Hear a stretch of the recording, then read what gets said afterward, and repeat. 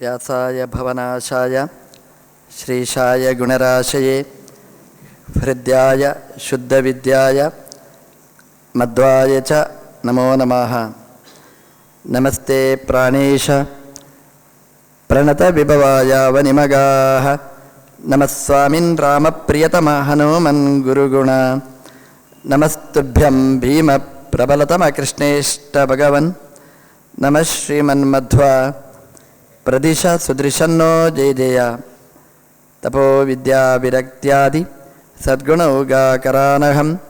ವಾದಿರಾಜಗುರುನ್ ವಂದೇ ಹಯಗ್ರೀವ ಪದಾಶ್ರಯಾನ್. ಮೂಕೋಪಿ ಯತ್ಪ್ರಸಾದೇನ ಮುಕುಂದಶಯನಾಯತೆ ರಾಜರಾಜಾಯತೆ ರಿಕ್ತಾಃ. ರಾಘವೇಂದ್ರಂ ತಮಾಶ್ರಯೇ. ಬ್ರಹ್ಮಚರ್ಯ ಹರಿಪ್ರೀತಿ ಸುವಿದ್ಯಾವಾದಶಾಲಿನಾಃ. ಇಷ್ಟದಾನ್ ಕಷ್ಟಹರ್ತೃನ್ನಃ ವಿದ್ಯಾಮಾನ್ಯಾನ್ ಮುನೀನ್ ನುಮಃ. ಆಪಾದಮೌಲಿಪರ್ಯಂತಂ ಗುರುಣಾಮಾಕೃತಿಂ ಸ್ಮರೇತ್. ತೇನ ವಿಘ್ನಾಃ ಪ್ರಣಶ್ಯಂತಿ ಸಿದ್ಧ್ಯಂತಿ ಚ ಮನೋರಥಾಃ. ಶ್ರೀಗುರುಭ್ಯೋ ನಮಃ. ಜನ್ಮಾದ್ಯಸ್ಯ ಯತೋನ್ವಯಾತ್ ಇತರತಶ್ಚಾರ್ಥೇಷ್ವವಿಘ್ನಸ್ವರಾಟ್. ತೇನೇ ಬ್ರಹ್ಮಹೃದಾಯ ಆದಿಕವಯೇ ಮುಷ್ಯಂತಿ ಯಂ ಸೂರಯಾಃ. ತೇಜೋ ವಾರಿ ಮೃದಾಂ ಯಥಾ ವಿನಿಮಯೋ ಯತ್ರ ತ್ರಿಸರ್ಗೋ ಮೃಷಾ. ಧಾಮ್ನಾ ಸ್ವೇನ ಸದಾ ನಿರಸ್ತಕುಹಕಂ ಸತ್ಯಂ ಪರಂ ಧೀಮಹಿ. ಸೃಷ್ಟಿಸ್ಥಿತ್ಯಪ್ಯಯೇಹ ನಿಯತಿದೃಶಿತಮೋ ಬಂಧಮೋಕ್ಷಾಶ್ಚ ಯಸ್ಮಾತ್. ಅಸ್ಯ ಶ್ರೀ ಬ್ರಹ್ಮರುದ್ರ ಪ್ರಭೃತಿ ಸುರನರದ್ವೀಷಶತ್ರುತ್ಮಕಸ್ಯ ವಿಷ್ಣೋರ್ವ್ಯಸ್ತಾ ಸಮಸ್ತಾಃ. ಸಕಲಗುಣನಿಧಿಃ ಸರ್ವದೋಷವ್ಯಪೇತಃ. ಪೂರ್ಣಾನಂದೋ ವ್ಯಯೋ ಯೋ ಗುರುರಪಿ ಪರಮಃ ಚಿಂತಯೇ ತಮ್ಮಹಂತಂ. ನಾರಾಯಣಂ ನಮಸ್ಕೃತ್ಯ ನರಂ ಚೈವ ನರೋತ್ತಮಂ ದೇವೀಂ ಸರಸ್ವತೀಂ ವ್ಯಾಸಂ ತತೋ ಗ್ರಂಥಂ ಉದೀರಯೇ. ಯಂ ಪ್ರವ್ರಜಂತಮನುಪೇತಮಪೇತಕೃತ್ಯಂ ದ್ವೈಪಾಯನೋ ವಿರಹಕಾತರ ಆಜುಹಾವ. ಪುತ್ರೇತಿ ತನ್ಮಯತಯಾ ತರವೋಪಿ ನೇದುಃ ತಂ ಸರ್ವಭೂತಹೃದಯಂ ಮುನಿಮಾನತೋಸ್ಮಿ.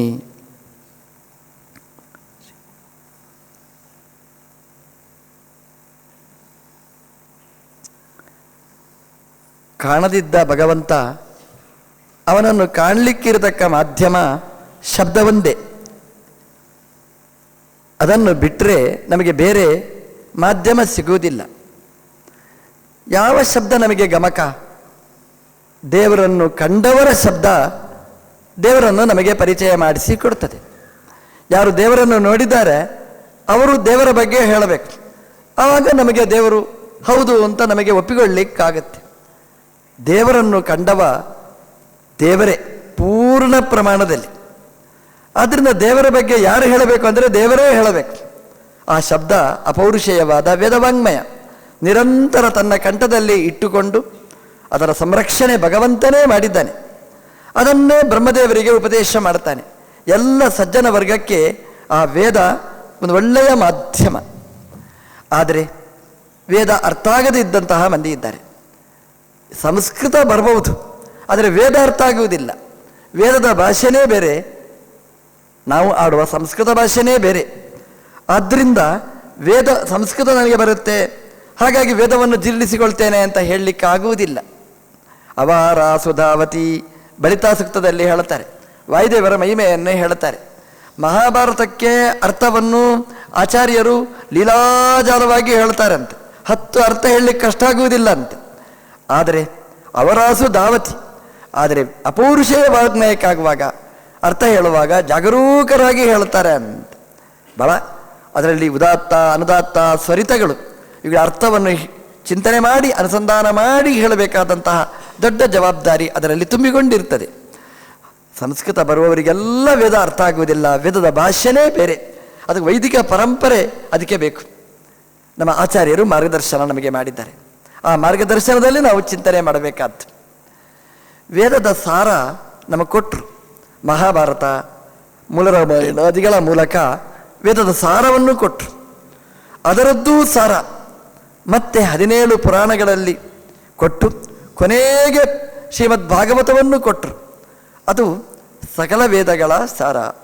ಅರ್ಥೋಯಂ ಬ್ರಹ್ಮಸೂತ್ರಾಣ ವೇದಾರ್ಥ ಪರಿಬೃಂಹಿತ ಗಾಯತ್ರಿ ಭಾಷ್ಯರೂಪೋಸೋ ಭಾರತಾರ್ಥ ವಿನಿರ್ಣಯ ಪುರಾಣಾನಾಂ ಸಾರಭೂತ ಅಂತ ಹೇಳಿದ ರೀತಿಯಲ್ಲಿ ಸಕಲ ವೇದಗಳ ಸಾರಭೂತವಾದದ್ದು ಅದು ಶ್ರೀಮದ್ ಭಾಗವತ ಗ್ರಂಥ. ವೇದದಲ್ಲಿ ಏನು ಹೇಳಿದ್ದಾರೆ ಅಂತ ನಮಗೆ ಅರ್ಥ ಆಗಬೇಕಾದ್ರೆ ನಾವು ಭಾಗವತಕ್ಕೆ ನಾವು ಬರಬೇಕಾದ್ದು. ಕಥೆಗಳ ಮೂಲಕ, ಸ್ತೋತ್ರಗಳ ಮೂಲಕ ನಮಗೆ ವೇದಗಳ ಸಂದೇಶವನ್ನು ನಮಗೆ ಮುಟ್ಟಿಸಿದ್ದಾರೆ. ಆದ್ದರಿಂದ ನಾವು ದುಃಖ ಪಡಬೇಕಾಗಿಲ್ಲ, ವೇದಾರ್ಥ ನಮಗೆ ಆಗಲಿಲ್ಲ ಅಂತ ಚಿಂತೆ ಮಾಡಬೇಕಾಗಿಲ್ಲ. ವೇದವನ್ನು ವಿಭಾಗ ಮಾಡಿಕೊಟ್ಟ ಭಗವಂತನ ಅವತಾರರಾದ ಶ್ರೀ ವೇದವ್ಯಾಸ ದೇವರು ಶ್ರೀಮದ್ ಭಾಗವತವನ್ನು ನಮಗೆ ಕೊಟ್ಟರು. ಹಾಗೆ ಯಾರು ವೇದವನ್ನು ನಮಗೆ ವಿಭಜನೆ ಮಾಡಿಕೊಟ್ಟರೋ, ವೇದದ ಬಗ್ಗೆ ಪೂರ್ಣವಾದ ನಿಶ್ಚಯವುಳ್ಳವರು, ಅದೇ ವೇದವ್ಯಾಸ ದೇವರು ಕೊಟ್ಟದ್ದು ಶ್ರೀಮದ್ ಭಾಗವತ ಅಂತ. ಅದರಿಂದ ಭಗವನ್ಮಯವಾದ ಕೃತಿಯನ್ನು ನಮಗೆ ಮತ್ತೆ ಕೊಟ್ಟರು. ಅದರಿಂದ ಅಲ್ಲಿ ಹೇಳುವುದು ಬೇರೆ ಬೇರೆ ಜನ ಇರ್ಬೋದು, ಆದರೆ ಮೂಲ ವಕ್ತೃ ವೇದವ್ಯಾಸ ದೇವರೇ. ಆದ್ದರಿಂದ ಇದು ವ್ಯಾಸವಾಣಿ ಇತ್ತು, ವೇದವಾದ ವಾಣಿ ಇತ್ತು, ವೇದದ್ದೇ ಪ್ರತಿಬಿಂಬ ಈ ಶ್ರೀಮದ್ ಭಾಗವತ ಅಂತ. ಆದರೆ ಭಾಗವತ ಅರ್ಥ ಆಗೋದು ಕಷ್ಟ ಅಂತ. ಯಾಕೆಂದರೆ ಸರಿ ಅರ್ಥ ಆಗುವುದಕ್ಕಿಂತ ತಪ್ಪರ್ಥ ಆಗುವುದೇ ಜಾಸ್ತಿ. ಹಾಗಾಗಿ ನಮ್ಮ ಆಚಾರ್ಯರು ಅವತಾರ ಮಾಡಿ ಅದಕ್ಕೆ ಒಳ್ಳೆಯ ನಿರ್ಣಯಾತ್ಮಕವಾದ ಭಾಗವತ ತಾತ್ಪರ್ಯ ಕೃತಿಯನ್ನು ನಮಗೆ ಕೊಟ್ಟರು.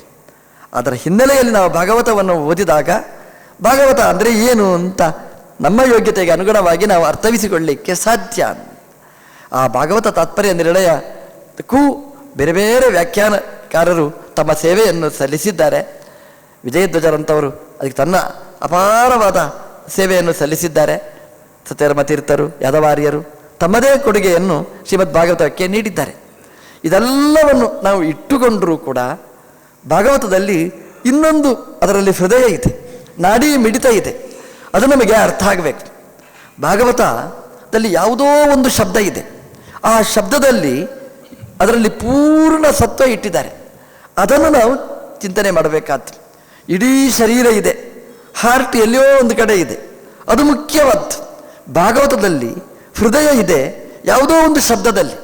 ಆ ಹೃದಯವನ್ನು ಮುಟ್ಟುವ ಕೆಲಸ ಮಾಡಿದವರು ನಮ್ಮ ಅರಣ್ಯಕಾಚಾರ್ಯರು, ಅಡವಿ ಆಚಾರ್ಯರು, ವಿಷ್ಣುತೀರ್ಥರು ಅಂತ ಅನಿಸಿಕೊಂಡಿರ್ತಕ್ಕಂಥವರು ಅವಧೂತ ಶಿಖಾಮಣಿಗಳು.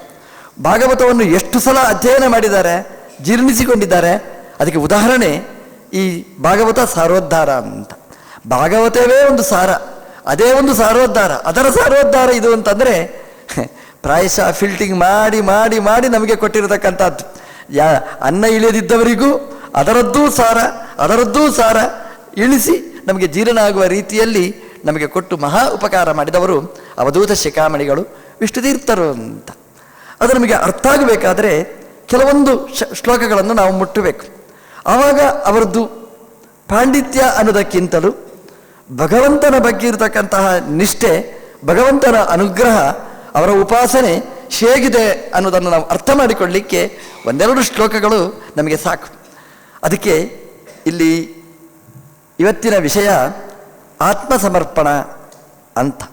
ಶಬ್ದ ಏನೋ ಭಾಳ ಚೆನ್ನಾಗಿದೆ, ಆದರೆ ಅದು ಜೀರ್ಣಿಸಿಕೊಳ್ಳೋದು ತುಂಬ ಕಷ್ಟ.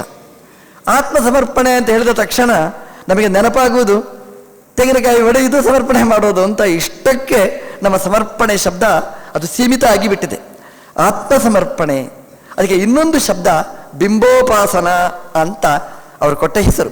ಬಿಂಬೋಪಾಸನ ಅಂದರೆ ಆತ್ಮಸಮರ್ಪಣೆ ಅನ್ನೋದನ್ನು ಈ ಪ್ರಕರಣಕ್ಕೆ ಒಂದು ಶೀರ್ಷಿಕೆಯಾಗಿ ಅವರು ಕೊಟ್ಟಿದ್ದಾರೆ. ಅಂದರೆ ಆ ಶೀರ್ಷಿಕೆಯಲ್ಲಿ ಇಡೀ ಪ್ರಕರಣ ಅದು ತುಂಬಿಕೊಂಡಿರ್ತದೆ ಅಂತ. ಇಲ್ಲಿ 8 ಶ್ಲೋಕವನ್ನು ಆರಿಸಿಕೊಂಡಿದ್ದಾರೆ. ಸಾಕು ನಮಗೆ 8 ಶ್ಲೋಕದಲ್ಲಿ ನಮಗೆ ಭಗವಂತನಿಗೆ ನಮ್ಮ ಸಮರ್ಪಣೆ ಅದು ಹೇಗಿರಬೇಕು ಅನ್ನೋದನ್ನು ಚಿಂತನೆ ಮಾಡಲಿಕ್ಕೆ ಸಾಕು. ಭಾಗವತದ 8 ಶ್ಲೋಕಗಳನ್ನು ಆರಿಸಿದ್ದಾರೆ. ಅದರಲ್ಲಿ ಮೊದಲನೇ ಒಂದು ಶ್ಲೋಕ, ಅದರಲ್ಲಿ ಯಸ್ಮಾತ್ ಪ್ರಿಯಾಪ್ರಿಯ ವಿಯೋಗ ಸುಯೋಗ ಜನ್ಮ ಶೋಕಾಗ್ನಿನ ಸಕಲ ಯೋನಿಷು ದಶ್ಯಮಾನ ದುಃಖೌಷಧಂ ತದಪಿ ದುಃಖ ಅತದ್ದೀಯಾಹಂ ಬ್ರೂಮನ್ ಭ್ರಮಾಮಿ ವದಮೇ ತವ ದಾಸ್ಯ ಯೋಗಂ ಅಂತ. ಇದು ಸಪ್ತಮಸ್ಕಂದದ ಶ್ಲೋಕ, ಪ್ರಹ್ಲಾದರಾಜರು ಹೇಳುವ ಶ್ಲೋಕ. ಇದು ಬಹಳ ಅಪೂರ್ವವಾದಂತಹ ಶ್ಲೋಕ. ಈ ಶ್ಲೋಕದಲ್ಲಿ ಒಂದು ಶಬ್ದ ಅದಕ್ಕೆ ಫೋಕಸ್ ಮಾಡ್ತಾರೆ. ಆ ಶಬ್ದ ಭಾಗವತ ಎಲ್ಲ ನಾವು ಹೇಳ್ತೇವೆ. ಆ ಶಬ್ದಕ್ಕೆ ಒತ್ತು ಕೊಟ್ಟು ಅದರಲ್ಲಿ ಇಡೀ ಜೀವಕಳೆಯನ್ನು ತುಂಬಿದ್ದನ್ನು ತೋರಿಸಿಕೊಟ್ಟವರು ವಿಷ್ಣು ತೀರ್ಥರು ಅಂತ. ನಮಗೆ ಬೇಕಾದಲ್ಲಿ ಒಂದು ಶಬ್ದ ತವ ದಾಸ್ಯ ಯೋಗಂ ಅಂತ. ಈ ಶಬ್ದದಲ್ಲಿ ಇದನ್ನು ಬಿಡಿಸ್ತಾರೆ. ಇದನ್ನು ನಾವು ಬಿಡಿಸಿದರೆ ಇದರಲ್ಲಿ ಒಬ್ಬ ಸಾಧಕನಿಗೆ ಬೇಕಾಗಿರ್ತಕ್ಕ ಹೂರಣ ಎಲ್ಲ ಇದರಲ್ಲಿ ತುಂಬಿಕೊಂಡಿರ್ತಕ್ಕಂಥದ್ದು. ನಮ್ಮಲ್ಲಿದು ಬರೀ ಸಲೀಸಾಗಿ ನಾವು ಹೇಳುವ ಶಬ್ದ, ಆದರೆ ಜ್ಞಾನಿಗಳ ಕೈಯಲ್ಲಿ ಸಿಕ್ಕಿದರೆ ಈ ಶಬ್ದ ಅದು ಎಷ್ಟು ಎತ್ತರಕ್ಕೆ ಏರಬಲ್ಲದು ಅನ್ನೋದಕ್ಕೆ ಈ ಒಂದು ಶ್ಲೋಕ ಒಂದು ಉದಾಹರಣೆ. ಅದಕ್ಕೆ ನಾನು ಹೇಳಿದ್ದು, ಶ್ಲೋಕ ದೊಡ್ಡದಿರ್ತದೆ, ಆದರೆ ಅದರಲ್ಲಿ ಯಾವುದೋ ಒಂದು ಶಬ್ದ ಅದರಲ್ಲಿ ಸತ್ವ ತುಂಬಿಕೊಂಡಿರ್ತದೆ. ಬಂಗಾರದ ಗಣಿಗೆ ಹೋದರೆ ಎಲ್ಲ ಕಲ್ಲಲ್ಲಿ ಬಂಗಾರ ತುಂಬಿಕೊಂಡಿರುವುದಿಲ್ಲ. ಬಂಗಾರದ ಪರೀಕ್ಷಕ ಅದನ್ನು ಯಾವ ಕಲ್ಲು ಆರಿಸ್ತಾನೆ ಅಲ್ಲಿ ಬಂಗಾರ ಇದ್ದೇ ಇರ್ತದೆ. ನಾವು ಧೂಳಿ ಹಿಡ್ಕೊಂಡು ಬರಬೇಕಷ್ಟೇ, ಆ ಕಲ್ಲನ್ನು ತಲೆಗೆ ಬಡ್ಕೊಳ್ಬೇಕಷ್ಟೇ, ಬೇಕಾದ ಬಂಗಾರ ಸಿಗದೇ ಇರ್ಬೋದು. ಗ್ರಾವಸು ಹೇಮಂ, ಒಂದು ಹೇಮಕಾರ ಅಂತ ಪ್ರಹ್ಲಾದರಾಜರೇ ಹೇಳಿದ ಮಾತು. ಒಂದು ಕಲ್ಲಿನಲ್ಲಿ ಬಂಗಾರವನ್ನು ಹುಡುಕುವ ಕೆಲಸ ಒಬ್ಬ ಸ್ವರ್ಣಕಾರ ಮಾಡಬಹುದು.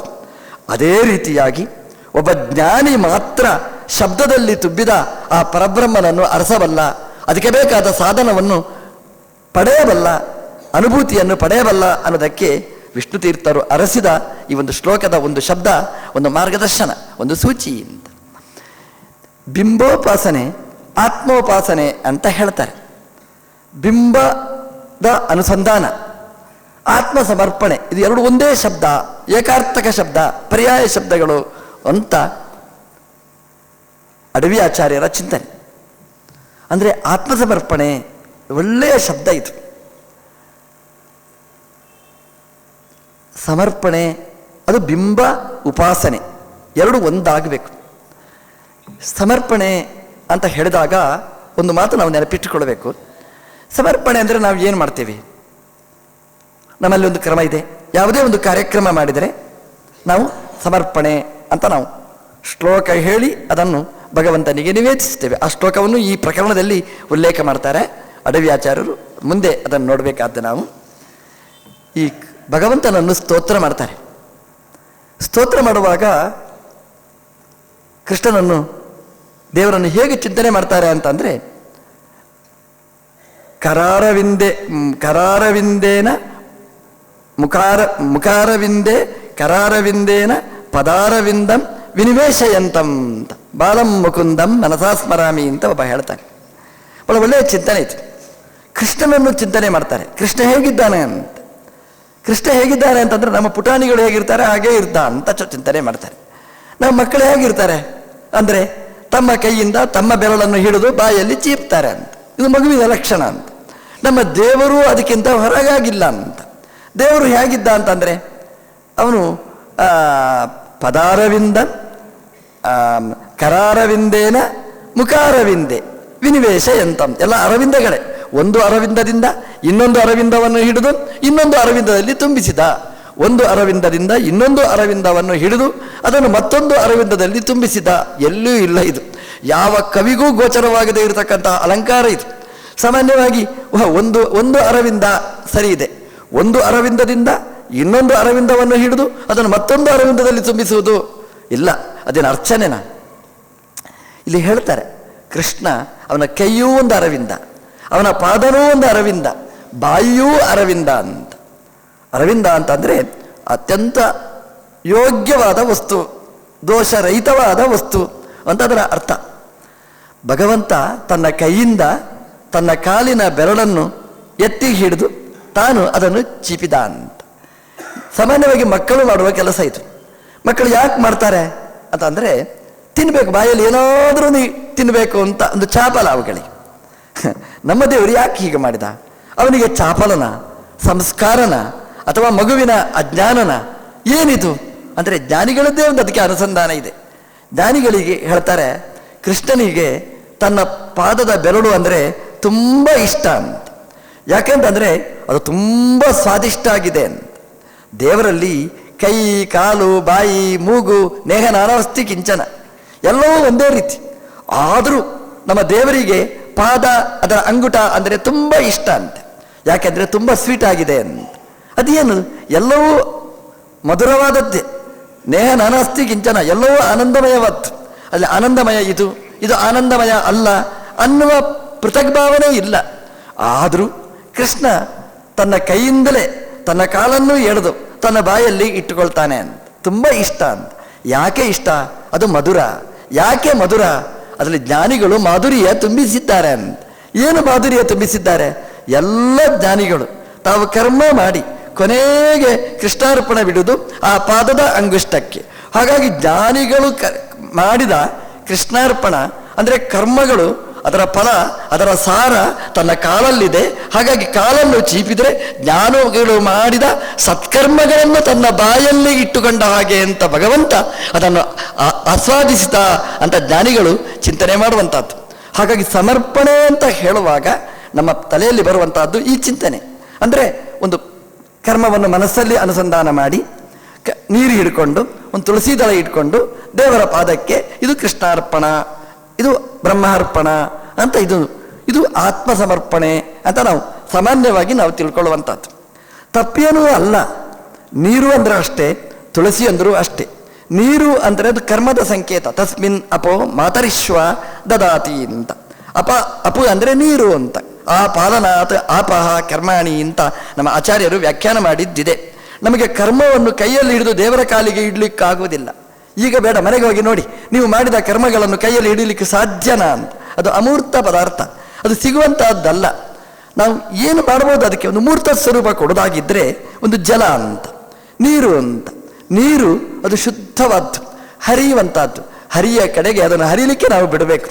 ಹಾಗಾಗಿ ಕರ್ಮವನ್ನು ನೀರಿನ ಮೂಲಕ ಸಂಕೇತಿಸಿದ್ದಾರೆ. ನಾವು ಕರ್ಮವನ್ನು ದೇವರಿಗೆ ಸಮರ್ಪಣೆ ಮಾಡೋದು ಅಂದರೆ ನೀರನ್ನು ದೇವರ ಪಾದಕ್ಕೆ ಅದನ್ನು ಇಡುವಂಥದ್ದು. ಅದಕ್ಕೆ ಪೂರಕವಾಗಿ ತುಳಸಿ ದಳ ಅಂತ. ತುಳಸಿ ದಳ ಅದು ತ್ಯಾಗದ ಸಂಕೇತ ಅಂತ. ತುಳಸಿ ಅದು ತ್ಯಾಗ. ನೋಡಿ, ಏನಾದರೂ ರೋಗ ಇದ್ದರೆ ತುಳಸಿ ತಿಂದರೆ ಅದು ಎಲ್ಲ ರೋಗಾಣ ಅಭಿವಂದಿತ ನಿರಸನಿ, ಎಲ್ಲ ರೋಗವನ್ನು ನಿರಾಸ ಮಾಡುವ ಶಕ್ತಿ ತುಳಸಿ ದಳಕ್ಕಿದೆ. ಕೆಮ್ಮು ಬಂತು, ತುಳಸಿ ದಳ ಇಟ್ಕೊಳ್ಳಿ, ಕೆಮ್ಮನ್ನು ನಿವಾರಣೆ ಮಾಡ್ತದೆ ಅಂತ. ಅಂದರೆ ಒಟ್ಟಿಗೆ ಇದ್ದದ್ದನ್ನು ದೂರ ಮಾಡುವ ಶಕ್ತಿ ಆ ತುಳಸಿಗೆ. ಬರೀ ದೇಹದ ಕಾಯಿಲೆ ಅಷ್ಟೇ ಅಲ್ಲ, ಮನಸ್ಸಿನ ಕಾಯಿಲೆ ಅದನ್ನು ದೂರ ಮಾಡುವ ಶಕ್ತಿ ಭಗವಂತನಿಗೆ ಸಮರ್ಪಣೆ ಮಾಡಿದ ಆ ತುಳಸಿ ದಳಕ್ಕಿದೆ. ತುಳಸಿ ದಳ ಅನ್ನೋದು ಒಂದು ತ್ಯಾಗದ ಒಂದು ಲಕ್ಷಣ ಅದು. ಹಾಗಾಗಿ ದೇವರಿಗೆ ಇದನ್ನು ಅರ್ಪಣೆ ಮಾಡಬೇಕು. ಕರ್ಮದ ಸಂಕೇತ ನೀರು, ದಳ ತುಳಸಿ ದಳ ಅನ್ನೋದು ಅದು ತ್ಯಾಗದ ಸಂಕೇತ. ಎರಡನ್ನು ಒಟ್ಟು ಮಾಡಿ ದೇವರ ಮುಂದೆ ಇಟ್ಟರೆ ಇದು ತ್ಯಾಗ. ತ್ಯಾಗ ಅಂದರೆ ಕರ್ಮವನ್ನು ಭಗವಂತನಿಗೆ ಸಮರ್ಪಣೆ ಮಾಡೋದು ಅನ್ನುವ ಅನುಸಂಧಾನ ಇಟ್ಟುಕೊಂಡು ಭಗವಂತನಿಗೆ ಕಾಲಿಗೆ ನಾವು ಕೃಷ್ಣಾರ್ಪಣೆ ಬಿಡುವ ಪದ್ಧತಿ ಸನಾತನ ಸಂಪ್ರದಾಯದಲ್ಲಿ ಬಂದಿರತಕ್ಕಂಥದ್ದು. ಹಾಗೆ ಇದು ಆತ್ಮ ಸಮರ್ಪಣೆ ಅಂದರೆ ಆತ್ಮನನ್ನು ದೇವರಿಗೆ ಸಮರ್ಪಣೆ ಮಾಡೋದು ಅಂತ. ಕರ್ಮವನ್ನು ಸಮರ್ಪಣೆ ಮಾಡೋದು ಅಂತಂದರೆ ನೀರಿನ ಮೂಲಕ ಸಮರ್ಪಣೆ ಮಾಡೋದು ಅಂತಾಯಿತು. ಆತ್ಮನನ್ನು ಸಮರ್ಪಣೆ ಮಾಡೋದು ಹೇಗೆ? ಅದಕ್ಕೆ ಹೇಳಿದರು ಬಿಂಬ ಉಪಾಸನಂ ಅಂತ, ಬಿಂಬ ಅನುಸಂಧಾನಂ ಅಂತ ಈ ಪ್ರಕರಣಕ್ಕೆ ಹೆಸರು ಕೊಟ್ಟಿದ್ದಾರೆ. ಬಿಂಬೋಪಾಸನಂ ಅಂತ. ಬಿಂಬ ಉಪಾಸನೆ ಎಂಬುದು ಇದಕ್ಕೆ ಮತ್ತೊಂದು ಹೆಸರು. ಬಿಂಬೋಪಾಸನೆ, ಆತ್ಮ ಸಮರ್ಪಣೆ ಎರಡೂ ಕೂಡ ಒಂದೇ ಅಂತ ಈಗ ನಮ್ಗೆ ಗೊತ್ತಾಯ್ತು. ಈಗ ಆತ್ಮ ಸಮರ್ಪಣೆ ಅಂತಂದರೆ ಅದೇನೋ ಒಂದು ಹೊರಗಿನ ಭಾಷ್ಯಾಚಾರದ ಕಾಟಾಚಾರದ ಕ್ರಿಯೆ ಅದು ಅಲ್ಲ. ಏನು ಮತ್ತೆ ಅದು ಬಿಂಬೋಪಾಸನೆ. ಇದನ್ನೇ ಆತ್ಮ ಸಮರ್ಪಣೆ ಅಂತ ಕರೆಯುವುದು ಅಂತ. ಹಾಗಾದರೆ ಆತ್ಮ ಸಮರ್ಪಣೆ ಅಂದರೆ ಏನು ಅಂತ ನಾವೊಂದ್ಸಲ ಚಿಂತನೆ ಮಾಡಿದರೆ, ಆತ್ಮ ಅಂದರೆ ಏನು, ಸಮರ್ಪಣೆ ಅಂದರೆ ಏನು, ಇದನ್ನು ಮೊದಲು ನಾವು ಅನುಸಂಧಾನ ಮಾಡಬೇಕಾದ್ದು. ಅದನ್ನು ವ್ಯಾಖ್ಯಾನದಲ್ಲಿ ಬಹಳ ಸುಂದರವಾಗಿ ಸೊಗಸಾಗಿ ವಿಶ್ಲೇಷಣೆ ಮಾಡ್ತಾರೆ. ಸಮರ್ಪಣೆ, ಅರ್ಪಣೆ, ಸಮರ್ಪಣೆ ಅಂತ ಎರಡು ವಿಭಾಗ ಮಾಡಿಕೊಳ್ಬೇಕು. ಅದನ್ನು ಅರ್ಪಣೆ ಅಂತಂದರೆ ಕೊಡೋದು, ಸಮರ್ಪಣೆ ಅಂತಂದರೆ ಸರಿಯಾಗಿ ಸಮರ್ಪಣೆ ಮಾಡೋದು, ಒಳ್ಳೆಯ ರೀತಿಯಲ್ಲಿ ಅರ್ಪಣೆ ಮಾಡೋದು ಅಂತ. ಅರ್ಪಣೆ ಅಂದರೆ ಏನು? ಹಾಗಾದರೆ ನಾವು ತಿಳ್ಕೊಂಡ ಹಾಗೆ ಅಲ್ಲ ಅರ್ಪಣೆ ಅಂತಂದರೆ. ಈಗ ನಾವು ಏನಾದರೂ ತಿಂಡಿ ತಿನಿಸು ಮಾಡಿರ್ತೇವೆ, ದೇವರಿಗೆ ಸಮರ್ಪಣೆ ಮಾಡಬೇಕು, ಅರ್ಪಣೆ ಮಾಡಬೇಕು ಅಂತಂದರೆ ತಿಂಡಿಯನ್ನು ಕೊಂಡೋಗಿ ದೇವರ ಬಾಯಿಗೆ ಹಿಡಿಯುವುದಲ್ಲ, ಅಷ್ಟಕ್ಕೆ ಅದು ಅರ್ಪಣೆ ಆಗುವುದಿಲ್ಲ. ಮತ್ತೇನು ಅಂದರೆ ಅರ್ಪಣ ಅಂದರೆ ಏನು? ಮೂಲತಃ ಅರ್ಪಣ ಎಂಬ ಶಬ್ದಕ್ಕೆ ಅರ್ಥ ಅನುಸಂಧಾನ ಅಂತ ಅರ್ಥ, ತಿಳ್ಕೊಳ್ಳುವುದು ಅಂತ ಅರ್ಥ. ಅರ್ಪಣ ಎಂಬ ಶಬ್ದಕ್ಕೆ ತಿಳುವಳಿಕೆ, ಜ್ಞಾನ, ಅನುಸಂಧಾನ ಅಂತ ಅರ್ಥ. ನಮ್ಮ ಕ್ರಿಯೆಯ ಹಿನ್ನೆಲೆಯಲ್ಲಿರ್ತಕ್ಕಂತಹ ವಿಶೇಷವಾದಂತಹ ಉಪಾಸನೆ, ಅರಿವು, ಜ್ಞಾನ, ಅನುಸಂಧಾನ, ಇದನ್ನು ಉಪಾಸನೆ ಅಂತ ಕರೀತಾರೆ. ಅದನ್ನು ಅರ್ಪಣೆ ಅಂತ ಕರೀತಾರೆ. ಅದು ಸಮ್ಯಕ್ ಅರ್ಪಣೆ ಅಂದರೆ ಸರಿಯಾದಂತಹ ಅನುಸಂಧಾನ, ಅದು ಸಮರ್ಪಣ ಅಂತ. ಅಂದರೆ ಸರಿಯಾದ ತಿಳುವಳಿಕೆ, ಉಪಾಸನೆ, ಅದನ್ನು ಸಮರ್ಪಣೆ ಅಂತ ಕರೀತಾರೆ. ಯಾವುದನ್ನು ಸಮರ್ಪಣೆ ಮಾಡಬೇಕು? ಆತ್ಮ ಸಮರ್ಪಣೆ ಅಂತ. ಆತ್ಮ ಅಂದರೆ ಎರಡು ಆವೃತ್ತಿ ಮಾಡಿಕೊಳ್ಬೇಕು. ಆತ್ಮನಃ ಆತ್ಮನೇ ಸಮರ್ಪಣಂ ಅಂತ. ಆತ್ಮ ಶಬ್ದಕ್ಕೆ ಎರಡು ಅರ್ಥ. ಮುಖ್ಯವಾದ ಅರ್ಥ ಆತ್ಮ ಎಂಬ ಶಬ್ದಕ್ಕೆ ದೇವರು ಅಂತ ಅರ್ಥ. ಆತ್ಮ ಇದು ಉಪಗಚ್ಚಂತಿ ಗ್ರಹಯಂತಿ ಚ. ಆತ್ಮ ಎಂಬ ಶಬ್ದಕ್ಕೆ ಆತ್ಮ ಬ್ರಹ್ಮಾದಯ ಶಬ್ದ ಭಗವಂತನನ್ನು ಬಿಟ್ಟು ಬೇರೆ ಯಾರನ್ನೂ ಹೇಳುವುದಿಲ್ಲ. ತಮೃತೆ ವಿಷ್ಣುಮವ್ಯಯಂ ನ ಸಂಭವಂತಿ. ಭಗವಂತನನ್ನು ಬಿಟ್ಟು ಈ ಆತ್ಮಶಬ್ದ ಬೇರೆ ಯಾರನ್ನೂ ಹೇಳೋದಿಲ್ಲ. ಯಚ್ಚಾಪ್ನೋತಿ ಯದಾ ದತ್ತೆ ಯಚ್ಚಾತ್ತಿ ವಿಷಯಾನಿಹ ಯಚ್ಚಾಸ್ಯ ಸಂತತೋಭಾವ ತಸ್ಮಾತ್ ಆತ್ಮೇತಿ ಬಣ್ಯತೆ ಅಂತ. ಸಕಲ ಗುಣ ಪರಿಪೂರ್ಣನಾದ ಭಗವಂತನನ್ನು ಆತ್ಮ ಅಂತ ಕರೀತಾರೆ. ಸ್ವಾಮಿಯಾದ ದೇವರನ್ನು ಆತ್ಮ ಯದಾದತ್ತೆ, ಎಲ್ಲವೂ ಅವಂತದ್ದು. ಯಚ್ಚಾಪ್ನೋತಿ, ನಮ್ಮಲ್ಲಿ ಏನಿದೆ ಅದೆಲ್ಲ ಅವಂತೆ, ನಾವು ಹಿಡ್ಕೊಂಡು ಬಂದದ್ದಷ್ಟೇ. ಎಲ್ಲೇ ಒಂದು ಕಾರ್ಯಕ್ರಮಕ್ಕೆ ಹೋಗಬೇಕಾದ್ರೆ ಯಾರ್ದೋ ಬಂಗಾರ, ಯಾರ್ದೋ ವಜ್ರದ ನೆಕ್ಲೆಸ್ ಹಾಕೊಂಡು ನಾವು ಬರ್ತೇವೆ ನೋಡಿ, ನಮ್ಮದು ಅಂತ ನೋಡೋರು ನಮ್ಮದು ಅಲ್ವೇ ಅಲ್ಲ, ಬಾಡಿಗೆ ಅಂತ ನಮ್ಗೆ ಗೊತ್ತು. ಇದು ನಂದಲ್ಲ ಹೇಳೋದಿಲ್ಲ, ನಂದು ಅಂತಲೇ ಹೇಳ್ತೇವೆ ನಾವು, ಸುಳ್ಳು ಹೇಳ್ತೇವೆ ನಾವು. ಇದು ಯಾರ್ದೋ ತನ್ನು ನಮ್ಮದು ಅಂತ ತಿಳ್ಕೊಳ್ತೇವೆ ನೋಡಿ. ಇವತ್ತು ನಾವು ಖಂಡಿತವಾಗಿಯೂ ನಮ್ಮದಲ್ಲ, ಅದರ ನಮ್ಮದು ಅಂತ ತಿಳ್ಕೊಂಡಿದ್ದೇವೆ. ಈ ಶರೀರದಿಂದ, ಇಂದ್ರಿಯದಿಂದ ಪ್ರಾರಂಭ ಮಾಡಿ ಅದಕ್ಕೆ ಸಂಬಂಧಪಟ್ಟ ಎಲ್ಲ ವಸ್ತುಗಳು, ಗೇಹಾದಿಗಳೆಲ್ಲವೂ ಕೂಡ ನಮ್ಮದು ಯಾವುದೂ ಅಲ್ಲ. ಅವನು ಕೊಟ್ಟದ್ದು, ಅವನು ಇರಲಿ ಅಂತ ಹೇಳಿದಷ್ಟು ಕಾಲ ನಮ್ಮ ಹತ್ರ ಇರುವಂಥದ್ದು. ಬಾಡಿಗೆಗಾರನಾದರೂ ಕೊಟ್ಟದ್ದನ್ನು ತಕ್ಷಣ ತಗೊಳ್ಳಿಕ್ಕಾಗುವುದಿಲ್ಲ. ಕೋರ್ಟು ಕಟ್ಲೆ ಎಲ್ಲ ಹತ್ತಿ ಬರುವಾಗ ಅವನ ಆಯುಷ್ಯ ಮುಗಿದಿರ್ಬೋದು. ನಮ್ಮ ದೇವರದು ಹಾಗಲ್ಲ. ಅವನು ಕೊಟ್ಟಿರ್ತಾನೆ, ಅವನು ಹೇಳ್ತಾನೆ ಉಪಯೋಗ ಮಾಡಿದೀನಿ ಬೇಕಾದಷ್ಟು ಕಾಲ, ನಾನು ಕೊಡು ಅಂತ ಹೇಳುವಾಗ ಕೊಡ್ಲಿಕ್ಕೆ ತಯಾರಿರ್ಬೇಕು. ಕೊಡಲಿಲ್ಲ ಅಂತ ಇಟ್ಕೊಂಡು ಹೋಗ್ಬೇಕು, ನಾನು ಹೇಗೆ ಇಟ್ಕೊಂಡು ಹೋಗ್ಬೇಕು ಗೊತ್ತು ಅಂತ ಹೇಳ್ತಾನೆ. ಹಾಗಾಗಿ ಎಲ್ಲ ನಮ್ಗೆ ಕೊಟ್ಟಿದ್ದಾನೆ ಧಾರಾಳವಾಗಿ. ಬಾಡಿಗೆನೂ ಕೇಳೋದಿಲ್ಲ, ನಾನು ಕೊಟ್ಟದು ಅಂತ ಮಧ್ಯೆ ಹೇಳಲಿಕ್ಕೂ ಬರುವುದಿಲ್ಲ. ಒಂದು ಚೂರು ಹೇಳ್ತಾನೆ ಮಧ್ಯೆ, ಮೊದಲನೇ ಅಟ್ಯಾಕು, ಎರಡನೇ ಅಟ್ಯಾಕು ಚೂರು ಹೇಳ್ತಾನೆ. ಅರ್ಥ ಆದರೆ ಅರ್ಥ ಆಗುತ್ತೆ, ಅರ್ಥ ಆಗದಿದ್ದರೆ ಅರ್ಥ ಆಗುವುದಿಲ್ಲ. ಮಧ್ಯೆ ಒಂದು ಚೂರು ಸೂಚನೆ ಮಾಡ್ತಾ ಇರ್ತಾನೆ. ಕಣ್ಣು ನೋವು, ಕಿವಿ ನೋವು, ಬೆನ್ನು ನೋವು, ದೇವರ ಹೀಗೆ ಮಾಡಿದ್ಯಾ ಅಂತ ಮಧ್ಯೆ ಚೂರು ನೆನಪು ಮಾಡ್ತಾ ಇರ್ತಾನೆ. ನಿಂದಲ್ಲ ಆವಾಗ ಗೊತ್ತಾಗುತ್ತೆ ನಂದಲ್ಲ, ಯಾರ್ದೋ ಒಬ್ಬಂದು ಅಂತ. ಮತ್ತೆ ಮಾಮೂಲು, ಮತ್ತೆ ಕರೆಕ್ಟ್ ಆಗಿಬಿಡ್ತೇವೆ, ಮತ್ತೆ ಅಡ್ಜಸ್ಟ್ ಆಗಿ ಬಿಡ್ತೇವೆ. ಮೂಲತಃ ಇದೆಲ್ಲ ಅದು ಭಗವಂತನಿಗೆ ಸೇರಿತ್ತು. ಆದ್ದರಿಂದ ಅವನು ಆತ್ಮ. ಇದಕ್ಕೆ ಯಾರು ಯಜಮಾನ ಅಂತಂದರೆ ಅವನೇ ಆತ್ಮ. ಯಚ್ಚಾಪ್ನೋತಿ, ಎಲ್ಲವೂ ಅವನಿಗೆ ಸೇರಿರತಕ್ಕಂಥದ್ದು. ಆದ್ದರಿಂದ ಅವನಿಗೆ ಆತ್ಮ. ಇಡೀ ಪ್ರಪಂಚಕ್ಕೆ ಅವನು ಸ್ವಾಮಿ. ಅವನ ಸ್ವತ್ತು ಇದು. ಅವನು ಈ ಸ್ವತ್ತಿಗೆ ಸ್ವಾಮಿ ಅವ. ಇದು ಆತ್ಮ ಅಂತಂದರೆ ಮೂಲತಃ ಭಗವಂತನ ಹೆಸರು. ಭಗವಂತನ ಹೆಸರು ಅಂದರೆ ಹೇಗೆ, ನಮಗೂ ಭಗವಂತನಿಗೂ ಇರುವ ಲಿಂಕ್, ಅದು ಸಂಬಂಧ, ಅದನ್ನು ಪರಿಚಯ ಮಾಡಿಸಿಕೊಡುವ ಶಬ್ದ ಇದು ಆತ್ಮ ಶಬ್ದ. ಹಾಗಾಗಿ ಬ್ರಹ್ಮಸೂತ್ರದಲ್ಲಿ ಈ ಉಪಾಸನೆಗೆ ತುಂಬ ಒತ್ತು ಕೊಟ್ಟಿದ್ದಾರೆ.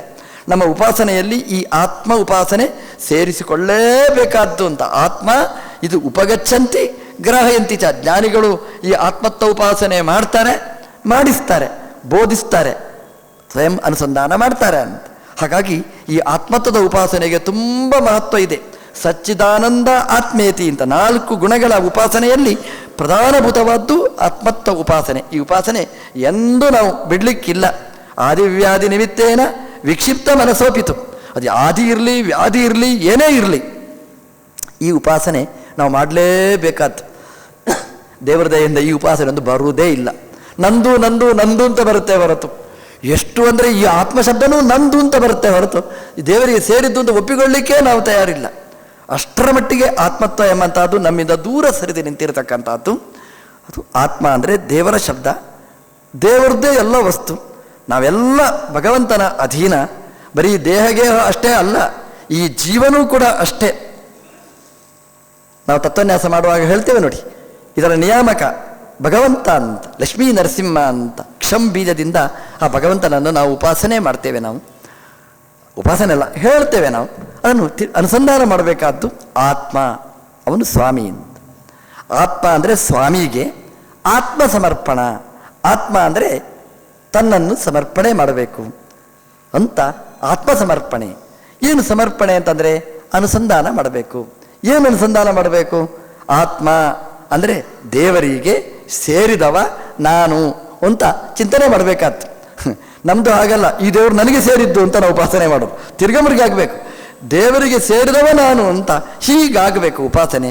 ಆತ್ಮನಿಗೆ ಆತ್ಮ ಈ ಜೀವನಿಗೆ ಸಂಬಂಧಪಟ್ಟದ್ದನ್ನು ಸಮರ್ಪಣೆ ಅಂದರೆ ಅನುಸಂಧಾನ, ಅಂದರೆ ನಿನ್ನವ ಅಂತ ಭಗವಂತನನ್ನು ನಾವು ಉಪಾಸನೆ ಮಾಡಬೇಕಾದ್ದು. ಇದು ಆತ್ಮ ಸಮರ್ಪಣೆ. ಆತ್ಮನ ಸಮರ್ಪಣಂ ಸಮ್ಯಕ್ ಅನುಸಂಧಾನಂ ಅಂದರೆ ನಿನಗೆ ಸೇರಿದವ, ತವ ಅಸ್ಮಿ, ನಿನಗೆ ಸೇರಿದವ ಅಂತ, ನಿನ್ನ ಭೃತ್ಯ ಅಂತ ನಾವು ಉಪಾಸನೆ ಮಾಡಬೇಕಾದ್ದು, ನೀನು ಸ್ವಾಮಿ ಅಂತ ಉಪಾಸನೆ ಮಾಡಬೇಕಾದ್ದು ಅಂತ. ಬಿಂಬ ಉಪಾಸನೆ ಅಂದರೆ ಇದೆ, ಮೂಲತಃ ಅಲ್ಲಿಗೆ ಬಂತು ನೋಡಿ. ಆತ್ಮ ಸಮರ್ಪಣೆ ಅಂದರೆ ಭಗವಂತನಿಗೆ ಸೇರಿದ ಜೀವ ಅನ್ನುವ ತಿಳುವಳಿಕೆ. ಇನ್ನೇನುಂಟ್ರಿ ಸಮರ್ಪಣೆ ಮಾಡಲಿಕ್ಕೆ? ಇಷ್ಟು ತಿಳ್ಕೊಂಡ್ರೆ ಸಾಕು. ಏನು ತಿಳ್ಕೊಳ್ಬೇಕಾದ್ದು? ದೇವರೇ ಈ ಜೀವ ನಿನಗೆ ಸೇರಿದವ, ಇನ್ನೇನಿಲ್ಲ, ಮತ್ತೆ ಏನು ಸಮರ್ಪಣೆ ಮಾಡಲಿಕ್ಕೆ ಎಂಥದೂ ಉಳಿದಿಲ್ಲ. ಯಾಕೆ ನಾನೇ ದೇವರದ್ದು ಅಂತ ಅಂದ ಮೇಲೆ, ದೇವರ ನಮ್ಮ ಹತ್ರ 100 ರೂಪಾಯಿ ಇದೆ ತಗೋ ಅಂತ ಹೇಳಲಿಕ್ಕೆ ನಮ್ಮ ಹತ್ರ ಎಂಥದುಂಟು? ಯಾಕೆ ನಾನೇ ದೇವರಿಗೆ ಸೇರಿ ಆಯಿತು. ಹಾಗಾಗಿ ಈ ದೇವರಿಗೆ ಸೇರಿದ ಮೇಲೆ ಈ ಶರೀರ ಆಗಲಿ, ಶರೀರದಲ್ಲಿರತಕ್ಕಂಥ ಇಂದ್ರಿಯ ಆಗಲಿ, ಕೊಡ್ತೇನೆ ಅಂತ ಹೇಳತಕ್ಕಂಥ ಕೈ ಆಗಲಿ ಎಲ್ಲ ಅವನಿಗೆ ಸೇರಿತ್ತು. ಹಾಗಾಗಿ ಕೊಡ್ತೇನೆ ಅಂತ ಹೇಳಲಿಕ್ಕೆ ಇನ್ನೇನು ಉಳಿದಿರುವುದಿಲ್ಲ. ಅದಕ್ಕೆ ಉಪಾಸನೆ ಅಂತ ಕರೆದರು. ಭಗವಂತನಿಗೆ ಆತ್ಮ ತನ್ನನ್ನು ಸಮರ್ಪಣೆ ಅಂದರೆ ಅನುಸಂಧಾನ. ನಿನ್ನ ದಾಸ, ನಿನಗೆ ಸೇರಿದವ ಅನ್ನುವ ಚಿಂತನೆ, ಇದನ್ನು ಬಿಂಬೋಪಾಸನೆ ಅಂತ ಕರೀತಾರೆ. ಈ ಅನುಸಂಧಾನ ಇದೆ ನೋಡಿ, ಸಮರ್ಪಣೆ ಅನುಸಂಧಾನ, ಇದು ದಾಸ್ಯಂ ಎಂಬ ಶಬ್ದದಿಂದ ಕರೀತಾರೆ. ತವ ದಾಸ್ಯ ಯೋಗಂ, ಶ್ಲೋಕದ ಅರ್ಥ ಕೊನೆಗೆ ಹೇಳ್ತೇನೆ. ತವ ದಾಸ್ಯ ಯೋಗಂ ಭೂಮನ್ ದೇಹಿ ಮಮ ತವ ದಾಸ್ಯ ಯೋಗಂ, ನಿನ್ನ ದಾಸ್ಯ ಯೋಗವನ್ನು ನನ್ಗೆ ಕೊಡು ಅಂತ. ಒಂದೊಂದು ಶಬ್ದವೂ ಚಿಂತನೆ ಮಾಡಬೇಕಾದ್ದು. ಯೋಗ, ದಾಸ್ಯ ಇದೆಲ್ಲ ಬಿಟ್ಕೊಂಡು ಹೋಗ್ತೇವೆ ನಾವು. ದಾಸ್ಯ ಯೋಗ ಅಂತ, ಯೋಗಕ್ಕೆ ಮತ್ತೆ ಬರ್ತೇನೆ. ದಾಸ್ಯ ಅಂತ ಅಂದರೆ ದಾಸತ್ವ, ಅಂದರೆ ಭಗವಂತ ಸ್ವಾಮಿ, ನಾನು ದಾಸ ಅಂತ. ಇಟ್ಟಂಗೆ ಇರುವೆನೋ ಹರಿಯೇ ಅಂತ ಒಟ್ಟು ಅರ್ಥ ಅದಷ್ಟೇ. ಅವನ ದಾಸ ಅಂತ. ಸಾಮಾನ್ಯವಾಗಿ ದಾಸ ಅಂದರೆ ನಮ್ಮಲ್ಲಿ ಏನು ಕಲ್ಪನೆ ಇದೆ ಅಂತಂದರೆ, ದುಡ್ಡು ತಗೊಂಡು ಕೆಲಸ ಮಾಡೋದಕ್ಕೆ ದಾಸ ಅಂತ. ಆ ಅರ್ಥದಲ್ಲಿ ಈ ದಾಸ ಎಂಬ ಶಬ್ದ ಸೀಮಿತವಾಗಿ ಇಲ್ಲ ಅಂತ.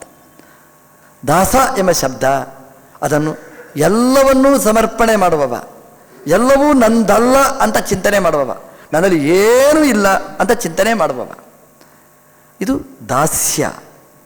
ಈ ದಾಸತ್ವ ಅಂದರೆ ನಿನಗೆ ಸೇರಿದವ ಅನ್ನುವ ಉಪಾಸನೆ, ನಾನು ದೇವರಿಗೆ ಸೇರಿದವ ಅನ್ನುವ ಉಪಾಸನೆ, ಇದು ಬಿಂಬೋಪಾಸನೆ ಅಂತ. ಉಪಾಸನೆಯಲ್ಲಿ 2 ಪ್ರಕಾರ ಅಂತ ವಿಷ್ಣು ತೀರ್ಥರು ನಮಗೆ ಮಾರ್ಗದರ್ಶನ ಮಾಡ್ತಾರೆ.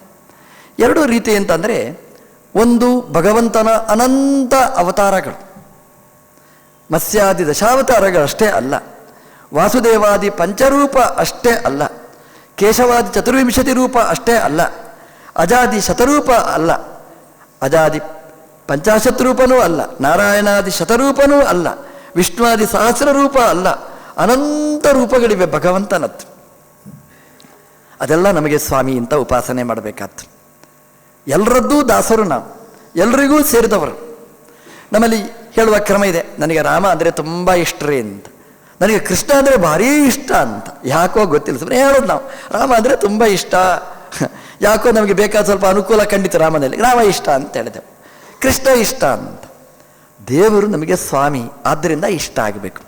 ಭಗವಂತನ ಎಲ್ಲ ಬೇರೆ ಬೇರೆ ಅವತಾರಗಳು ಇದೆಲ್ಲ ನಮಗೆ ಸ್ವಾಮಿ, ಅದಕ್ಕೆ ಸಂಬಂಧಪಟ್ಟ ದಾಸರು ನಾವು. ದಾಸ್ಯಂ, ಭಗವಂತನ ನರಸಿಂಹ ರೂಪ ಪ್ರಹ್ಲಾದರಾಜರು ವಿಶೇಷವಾಗಿ ಹೇಳೋದು, ದೇಹಿಮೆ ತವ ದಾಸ್ಯ ಯೋಗಂ, ನಿನ್ನ ದಾಸ್ಯ ನನಗೆ ಕೊಡು ಅಂತ ಪ್ರಾರ್ಥನೆ ಮಾಡಿಕೊಂಡಿದ್ದಾರೆ. ಯಾಕೆಂತಂದರೆ, ನಾನು ಶಬ್ದ ಹೇಳಬಹುದು, ನಾನು ದಾಸ ಅಂತ ಹೇಳಬಹುದು. ದಾಸ ಅಂತ ನೋಡಿ, ಮನೆಯಲ್ಲಿ ಒಬ್ಬ ಯಜಮಾನ ಇರ್ತಾನೆ, ಪಾಪ ನೀವು ಬೇರೆ ಗತಿ ಇಲ್ಲ, ದುಡ್ಡು ಬೇಕಾಗಿತ್ತು, ಒಬ್ಬ ಹೇಳ್ತಾನೆ ನನ್ನ ಸರ್ವೆಂಟ್ ಆಗು ಅಂತ. ಆಯಿತು ಅಂತ ಹೇಳ್ತಾನೆ, ಕೊಡ್ತಾನೆ, ದುಡ್ಡು ಕೊಡ್ತಾನೆ, ನಾನು ದಾಸ ಅಂತ ಹೇಳಿಕೊಳ್ತಾನೆ. ಇವ ದಾಸ ಅಂತ ಹೇಳಿಕೊಂಡ್ರು ಇವನು ಹೆಂಡತಿ ಮಕ್ಕಳು ದಾಸ ಅಂತ ಒಪ್ಪಿಕೊಳ್ತೀರಾ? ಹೇಳ್ತಾರೆ ನೀವು ದಾಸ ಆಗಿರಿ, ನಾನು ದಾಸ ಆಗುವುದಿಲ್ಲ ಅಂತ ಹೇಳ್ತಾರೆ. ಅವನೇ ಕೈ ಹಿಡಿದ ಹೆಂಡತಿ, ಅವನೇ ಪಡೆದಿರತಕ್ಕಂಥ ಮಕ್ಕಳು, ಅವನೇ ಸಾಕಿರತಕ್ಕಂಥ ದತ್ತು ಮಕ್ಕಳು, ಅವರೇ ಒಪ್ಪಿಕೊಳ್ಳುವುದಿಲ್ಲ. ನೀನು ಬೇಕಾದರೆ ದಾಸ ಆಗು, ನಾನು ಯಾಕೆ ದಾಸ ಆಗಬೇಕು ಅಂತ ಕೇಳ್ತಾರೆ ಅಲ್ವಾ? ಹೀಗಿರುವಾಗ ನಮ್ಮ ಇಂದ್ರಿಯಗಳು ಕೇಳ್ತಾರ ದಾಸ ಅಂತ? ಒಪ್ಪಿಕೊಳ್ಳೋದಿಲ್ಲ ಅವರು. ಅವ್ರು ಹೇಳ್ತಾರೆ, ನೀನು ಬೇಕಾದ್ರೆ ದಾಸ ಆಗು, ನಾನು ದಾಸ ಆಗುವುದಿಲ್ಲ ಅಂತ. ಕಣ್ಣು ಹೇಳುತ್ತೆ, ನಾನು ದಾಸ ಆಗುವುದಿಲ್ಲ ಅಂತ. ಕಿವಿ ಹೇಳುತ್ತೆ, ನಾನು ದಾಸ್ಯ ಇವನ್ನು ಒಪ್ಪಿಕೊಳ್ಳುವವ ಅಲ್ಲ ಅಂತ. ಯಾವ ಇಂದ್ರಿಯಗಳೂ ಒಪ್ಪಿಕೊಳ್ಳೋದಿಲ್ಲ, ಕರ್ಮೇಂದ್ರಿಯಗಳೂ ಒಪ್ಪಿಕೊಳ್ಳೋದಿಲ್ಲ. ಹಾಗಾಗಿ ದೇವರು ಕೊಟ್ಟರೆ ಉಂಟು, ಇಲ್ಲದ್ರೆ ದಾಸ್ಯ ಯೋಗ ಬರುವುದಿಲ್ಲ. ಅದು ದಾಸ್ಯ, ಅದು ಭಗವಂತನ ಬೇರೆ ಬೇರೆ ಅವತಾರಗಳ ಅನುಸಂಧಾನ ನಮಗೆ ಆದಾಗ, ಆ ದೇವರ ಮಹಿಮೆಯನ್ನು ಚಿಂತನೆ ಮಾಡಿದಾಗ, ದೇವರಲ್ಲಿ ಸ್ವಾಮಿತ್ವ ಜ್ಞಾನ ನಮಗೆ ಬಂದಾಗ, ಒಂದೊಂದು ಇಂದ್ರಿಯಗಳಿಗೂ ಮನಮುಟ್ಟುವ ಹಾಗೆ ನಾವು ವಿಶೇಷವಾಗಿ ಅನುಸಂಧಾನ ಮಾಡಿದಾಗ ಅಂತ ಅದು ದಾಸ್ಯ ಬರಲಿಕ್ಕೆ ಸಾಧ್ಯ. ನಾವು ಕತೆ ಕೇಳ್ತೇವೆ, ಅದರ ಸಾರ ತಿಳ್ಕೊಂಡು ಬಿಡ್ತೇವೆ ಅಲ್ಲಿಗೆ, ಅಷ್ಟೇ ಅಲ್ಲ, ಅಲ್ಲಿಗೆ ಮುಗಿಲಿಲ್ಲ. ಅದನ್ನು ಸಾರ ಅಂದರೆ ಸರತಿ, ಅಲ್ಲಿ ಹೋಗಬೇಕು. ಅದರ ಸಾರ ಏನಿದೆ ಅದು ಒಂದೊಂದು ಇಂದ್ರಿಯಕ್ಕೂ ಮುಟ್ಟಬೇಕು, ಎಲ್ಲ ಇಂದ್ರಿಯಗಳಿಗೂ ಮುಟ್ಟಬೇಕು, ಎಲ್ಲ ಇಂದ್ರಿಯಗಳೂ ಒಪ್ಪಿಕೊಳ್ಳಬೇಕು, ನಾನು ಭಗವಂತನ ಸ್ವಾಮಿ ಹೌದು ಅಂತ. ಅದರಲ್ಲಿ ಒಂದು ಇಂದ್ರಿಯ ನಾನು ಸ್ವಾಮಿ ಅಲ್ಲ ಅಂತ ಹೇಳಿದ್ರು ನಿಮ್ಮ ಸ್ವಾಮಿತ್ವ ಅದು ವ್ಯವಹಾರಕ್ಕೆ ಬರುವುದಿಲ್ಲ ಅಂತ. ಕಣ್ಣು ಹೇಳ್ತೇನೆ ಕಣ್ಣೋವು ಅಂತ, ಪಾಪ ಕಿವಿ ಹೇಳ್ತೇನೆ ನಾನು ಏನು ಮಾಡಲಿಕ್ಕೆ ಸಾಧ್ಯ, ದೇವರ ಬಗ್ಗೆ ಕೇಳಲಿಕ್ಕೆ ಆಗುವುದಿಲ್ಲ ನನಗೆ ಕಣ್ಣೋವು ಅಂತ ಹೇಳುತ್ತೆ. ಅಂದರೆ ಸೋಂಬೇರಿಗಳು ನೋಡಿ, ಸೋಂಬೇರಿ ಅಂದರೆ ಹಾಗೆ, ಒಬ್ಬ ಅಬ್ಸೆಂಟ್ ಆದರೆ 11 ಅಬ್ಸೆಂಟ್. ಪ್ರಾಯಶಃ 11 ಒಟ್ಟಾಗುವುದು ಬೇರೆ ಕಡೆ ಮಾತ್ರ. ಬೇರೆದ್ದನ್ನು ಸ್ವಾಮಿ ಅಂತ ಒಪ್ಪಿಕೊಳ್ಳುತ್ತೆ ಹೊರತು ದೇವರು ಯಾರು ನಿಜವಾಗಿ ಸ್ವಾಮಿ ಅವನನ್ನು ಸ್ವಾಮಿ ಅಂತ ಒಪ್ಪಿಕೊಳ್ಳಲಿಕ್ಕೆ ತಯಾರಿರುವುದಿಲ್ಲ ಅಂತ. ಹಾಗಾಗಿ ನಾವು ಅದಕ್ಕೆ ಭಗವಂತನ ಬೇರೆ ಬೇರೆ ರೂಪಗಳು, ರಾಮಕೃಷ್ಣಾದಿ ರೂಪಗಳು, ಅವುಗಳ ಸ್ವಾಮಿತ್ವವನ್ನು ಅಥವಾ ಅದರ ದಾಸ್ಯವನ್ನು ತನಗೆ ನಾವು ಅನುಸಂಧಾನ ಮಾಡಬೇಕು. ಇದು ಒಂದು ರೀತಿಯಾದ ದಾಸ್ಯ ಅನುಸಂಧಾನ ಅಂತ. ಇದು ಬಿಂಬ ಉಪಾಸನೆ ಅಲ್ಲ. ಅದರ ನಂತರ ಇನ್ನೊಂದು ಬಿಂಬೋಪಾಸನೆ ಅಂತ. ಮುಖ್ಯತಃ ನಾವು ಯಾರ ದಾಸರು, ನಮಗೆ ಯಾರು ಸ್ವಾಮಿ, ಆ ಬಿಂಬ ನಮಗೆ ಮೂಲತಃ ಸ್ವಾಮಿ ಅಂತ. ಯಾಕೆಂತಂದರೆ ನರ್ರತೆ ತತ್ಕ್ರಿಯತೆ ಕಿಂಚನಾರೆ ಅಂತ. ರೂಪಂ ರೂಪಂ ಪ್ರತಿ ರೂಪೋ ಬಭುವ, ಒಂದೊಂದು ರೂಪಕ್ಕೆ ಒಂದೊಂದು ಬಿಂಬ ಅಂತ ಇದೆ. ನೋಡಿ ಎಷ್ಟು ದೇವರಿಗೆ ನಮ್ಮ ಮೇಲೆ ಕಾರುಣ್ಯ ನೋಡಿ. ನಮ್ಮನ್ನು ರಕ್ಷಣೆ ಮಾಡಲಿಕ್ಕೋಸ್ಕರ ಭಗವಂತ ನಮಗೋಸ್ಕರವಾಗಿ ಒಂದು ರೂಪವನ್ನು ನಮ್ಮಲ್ಲಿ ಇಟ್ಟಿದ್ದಾನೆ ಅಂತಂದರೆ ದೇವರ ಕಾರುಣ್ಯ ಎಷ್ಟು. ಎಲ್ಲಿಯಾದರೂ ಉಂಟರಿ ಹಾಗೆ? ನಮ್ಮ ಸಾವಿರಾರು ಭೃತ್ಯರು ಇರ್ತಾರೆ, ಯಜಮಾನ 1000 ರೂಪದಿಂದ ಅವನ ಮನೆಯಲ್ಲಿ ಇರುವುದಿಲ್ಲ, ಹೋಗಿ ಒಂದು ಕಡೆ ಇರ್ತಾನೆ, ಆರಾಮನೆ ಇರ್ತಾನೆ, ಆರಾಮವಾಗಿರ್ತಾನೆ. ನಮ್ಮ ದೇವರು ಎಲ್ಲಿರ್ಬೋದು? ಆರಾಮವಾಗಿ ವೈಕುಂಠದಲ್ಲಿರ್ಬೋದು. ನಮ್ಮ ದೇವರು ತೆಕ್ತ್ವಾ ವೈಕುಂಠ ಮುತ್ತಮಂ, ಅಲ್ಲಿಂದ ದಡ ದಡ ಇಳಿದು ಬಂದ ನೋಡಿ. ಇದು ಭಗವಂತನ ಕಾರುಣ್ಯ ಅಂತ. ಭಗವಂತ ಬಿಂಬದಲ್ಲಿ ನಮ್ಮ ಜೀವನ ಒಳಗೆ ಕೂತಿದ್ದಾನೆ ನೋಡಿ. ಈ ಜೀವನ ಒಳಗೆ ಕೂತು ಬಿಂಬನಾಗಿ ನಮ್ಮ ಎಲ್ಲ ಕ್ರಿಯೆಗಳನ್ನು ನಮ್ಮಿಂದ ನಡೆಸ್ತಾನೆ ನೋಡಿ. ಅದು ಬಿಂಬ. ನಮಗೆ ವಿಶೇಷವಾದ ಸಂಬಂಧ ಇರುವುದು, ನಮ್ಮ ವಿಶೇಷವಾದ ಸ್ವಾಮಿ ಆ ಬಿಂಬ. ಅದರ ಉಪಾಸನೆ, ಅದರ ಅನುಸಂಧಾನ, ಅದರ ದಾಸ್ಯ ಯೋಗ ಅಂದರೆ ನಿನಗೆ ಸೇರಿದವ. ಯಾಕೆಂದರೆ ಬಿಂಬ ಇಲ್ಲದೆ ಪ್ರತಿಬಿಂಬದಲ್ಲಿ ಏನೂ ನಡೆಯುವುದಿಲ್ಲ. ನಮ್ಮ ಆಚಾರ್ಯರು ಹೇಳ್ತಾರೆ, ನೈ ಪ್ರತಿಬಿಂಬೆ ಕ್ರಿಯಾ ಅಸ್ತಿ. ನಮ್ಮ ಆಚಾರ್ಯರು ಹೇಳ್ತಾರೆ, ಪ್ರತಿಬಿಂಬದಲ್ಲಿ ಕ್ರಿಯೆ ಇಲ್ಲ. ಕ್ರಿಯೆ ಇಲ್ಲ ಅಂದರೆ ಕ್ರಿಯೆ ಇಲ್ಲ ಅಂತ ಅರ್ಥ ಅಲ್ಲ, ಕ್ರಿಯೆ ಸುಳ್ಳು ಅಂತ ಅರ್ಥ ಅಲ್ಲ. ಬಿಂಬ ಇಲ್ಲದೆ ಪ್ರತಿಬಿಂಬದಲ್ಲಿ ಕ್ರಿಯೆ ಇಲ್ಲ ಅಂತ. ಪ್ರತಿಬಿಂಬದಲ್ಲಿ ಏನಾದರೂ ಒಂದು ಚೂರು ಸ್ಪಂದನೆ ಆಗಬೇಕಾದ್ರೂ ಬಿಂಬದಲ್ಲಿ ಸ್ಪಂದನೆ ಆಗಬೇಕು.